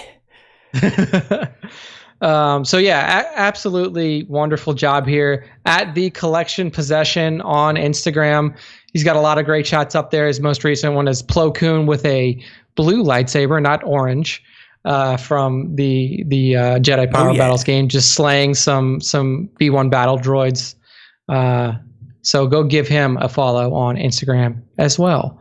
Next up is another. I mean, I'm pretty sure that every one of the top 5 that I've gone through so far are first-time top 5ers. This user no longer exists, and I believe they changed their name at least twice since I decided to feature them. So, oh no, okay, I don't know what that means. I don't know if it was someone just jacking art and they keep closing their account. But either way, okay, well, we'll go with whoever it was when we posted it. Yeah. So this piece of art. I mean, I don't know who they are now, but it was at RAIRIZ Design. And like I said, that Riz name Design. was different when I first put it in the folder to share. So I don't know what the fuck's going on over there. Yeah. So, and then the Instagram page is not found now. So, what we see here is a recreation of the Razor Crest from Mandalorian and the attack that happened on it when it was leaving that ice planet, where the fucking this like massive, I don't know what it was. It was some sort of creature comes and kind of bites walrus. and attaches. Yeah, space walrus, and that's exactly what Ryriz does here. Is he takes like a walrus figure and then just has it attacking the Razor Crest as it takes off from Ice Planet 4. It's like a sketch. It's a form of, real ass paint. Yeah, but it almost looks like concept art, and that's kind of the aspect that I appreciated. It's a nice little sketch, but it looks like something they are flipping through. Doug Chain's book when they're getting ready to plan out episode 1 of season 1. So it's a great little piece of art. I wonder if the artist was ever real at this point in time. Yeah, that's what I was, now that we know that this Instagram account is closed down, which has literally never happened before on a top 5. Yeah, because if you change your name, they'll typically reroute your link at least. But this literally goes nowhere. It's gone. The person is gone. Interesting. So, very cool piece of art. No bother in saying the name of the page again because it doesn't exist, but still a really cool concept piece for the Razor Crest being attacked on that ice planet that we saw in Mando. So really cool piece here. And then the final entry into the top 5 before we get into Matt's top 1 is somebody who was actually recently featured. Yeah, I think like 2 weeks ago. Nick has a new infatuation here. The Imperial Grunt, _Imperial _Grunt with an absolutely fantastic I'll call it battle mode Vader shot here. And what we see is a bunch of stormtroopers and a ATST walker on a battlefield going into a clash, and you see Vader leading everybody, standing up on top of this rock that he's positioned on, hand out, lightsaber ignited, just fucking leading his men into battle. I just thought it was an absolutely this is the Imperial Grunt excels at these wartime shots. That's kind of his specialty. This one really stood out, and I look at it like, this is the Vader project we all keep talking about and popping little Star Wars chubs over. Like, this is it. This is just a still from that Vader standalone. That's all you need to know, because that's what I see in my head. Is this dude out on the battlefield, leading it like a boss, just kicking the shit out of anything and anyone that gets in his way. Yep. Literally, if you're in war and you're the general, you're going to be standing up on an elevated position like an easy target. That's Vader, though. He's like, let's fucking go. It's like, what are you going to do? You can't shoot me. You can't kill me. I'm fucking Darth Vader. Exactly. And, it's just a fucking badass shot. Just the posing of every figure is so well done. The background. Yeah, this is another one that utilizes force perspective, because that chicken walker, that's 1/18 scale. That's 375. I have that thing, so it's actually not the right scale for these figures, but because it is in the background now, to make it look like it's in the distance, it works perfectly. Yes. Yeah. So just a wonderful job here by Imperial Grunt. I like how he lists himself on his IG About Us as a tactical toy photographer. And that's a perfect representation of his work. This is... it's like I said, I'll pull up the page real quick for those of you on the live stream, but just look at this shot here of Minbot and all those mud troopers.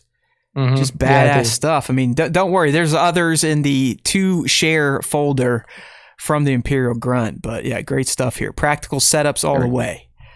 There we go. So that's the end of the top 5. So Matt, lead us into your top 1. Yeah. Okay. I knew this, Nick. The moment I saw this image, I was like, and this is from Fallen Apprentice. Someone that has been featured before. I'm not sure if they've ever made a top 5, but when I saw this one, the feature towards the end of last week or over the weekend, it instantly spoke to me. It's an image, it's a portrait, if you will, of Ahsoka. And literally, she spoke to me and said, you will feature this shot in the top 1. Reached out. You will feature this shot in the top 1. And here we go. But in all seriousness, this is a banger of a portrait of Ahsoka. I think this is the new Ahsoka. This is Rebels. Okay, yeah. I don't know if it's the actual Clone Wars Ahsoka that we all want, or if it's the new but not new Ahsoka from the Phoenix set. Either way, she looks a little bit better than the Ahsoka I know I have. It doesn't really matter. What matters is it's a shot of Ahsoka watching, probably for the first time, the hollow footage of Anakin bowing down to his new master in Palpatine. And the look on her face, you can literally see her soul being crushed seeing this scene. So I almost take it like maybe this is what she watched after her and Rex buried all the 332nd and they took off, and she finally had time to really sit down and reflect on all the bullshit that just went down, right? She was hearing from Maul that Anakin was getting squirrely. He wasn't going to believe into it. Then she feels Anakin's turn, probably still didn't quite know what to feel.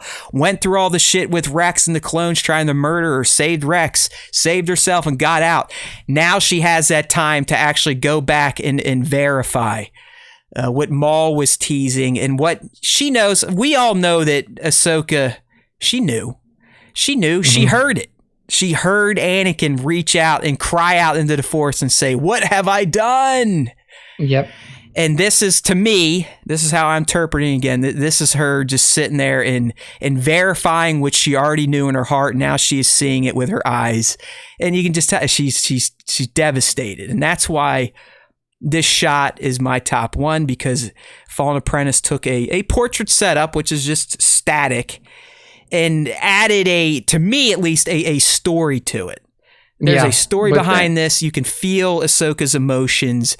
You know what she's experiencing right now. And somehow he coaxed that out of a plastic face that you can't really do much about. I mean, unless you're a Photoshop master, you can't really change the way their eyes look or their mouth or their cheeks or wrinkle here, this, that, and the other thing to, mimic what someone's face would do while they experience an emotion. So I just loved it. I mean, I'm always going to be a portrait lover because that's what I do. We're kind of in the class of not doing really interesting setups, but you can also, being in portrait photography, sometimes put out stuff that is artistic, and this is to me a very artistic shot. Evokes emotion for sure. And I mean the way that he captured the lighting as well, having the reflection or the light reflecting off of her face. Yep. I mean, just an absolutely beautiful shot here all around by @FallenApprentice on Instagram. Another low follow account. So make sure that all of these people that we featured this week in the top 5, their account sees at least a little bit of a boost. From the Star Wars Apprentice is just, it's one of those where it's like, all right, are they not posting enough, or did they piss on Mark Zuckerberg's Cheerios? Because I know, like, what happened? I know Fallen Apprentice has been around for a while, and to still only have 723, and if you just go look through the gallery, I mean, this person puts out shots, final shots. I mean, the quality there is up there with some of the bigger names in the game.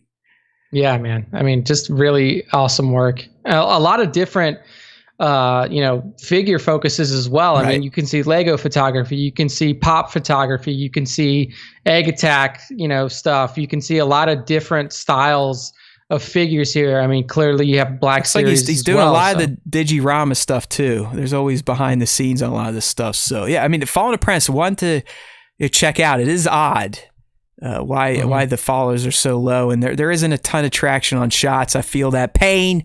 I too am stuck in the 300 to 400s, and I know, I'm sorry, Tones. I know. Your issue's even worse, but hey, that is the Instagram life for you, and that is @Fallen Apprentice. Definitely recommend for a follow. Lovely Ahsoka shot. There we go. We have spoken your names. All right, that is the end of the top 1, the end of the top 5, and the end of the show. So Matt, all right, take us to the dance. Let's do it. It's time to shimmy and shake. Move those shoulders. Shimmy and shake. Squeeze your glutes. All right, dance is over. We just did it. We know why we did it. If you're new, now I'm going to tell you why we just did that. No, we're not a bunch of douchebags. We are the Star Wars Time Show. Woohoo! And you can always get our content over on StarWarsTime.net. That's where you can subscribe to our podcast. We are on pretty much every damn platform out there, starting with the big ones like Apple, Google, Spotify, Pandora. Let's do it. We're on the big boy platforms. Get subscribed. And if you do, we would love for you to leave us a nice little rating or review of our dumb little show. It helps. We're still stuck at 28 on iTunes. If I don't see that in the 30s by next week, which I won't, so I'm not going to pledge anything crazy, I will rip out one of my nose hairs live on camera. All right? So let's go. It's not hard. Those of you listening, I'm sure the super fans, the fando a-holes, they've probably done it. Actually, they probably haven't because they're probably lazy asses like Nick and myself. So keep it up. Ratings, reviews. If you prefer it on YouTube, we typically do this little shit show on Tuesdays on our YouTube channel, live stream style. It'll also be there in the archives if you need to check it out. And of course, you can always check out episodes on StarWarsTime.net, your home for all things Star Wars Time Show nonsense.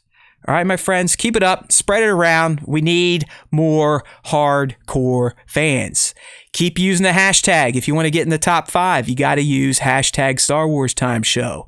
Check out the account on Instagram at Star Wars Time Show for the question of the week. Nick usually drops it Sunday or Monday. Get in, get a mention. You can become not famous. Woohoo! That's how we roll over here. And as we always say, why do you want to do this stuff? Well, there's always time for the Star Wars Time Show. Get it? It's right in the name.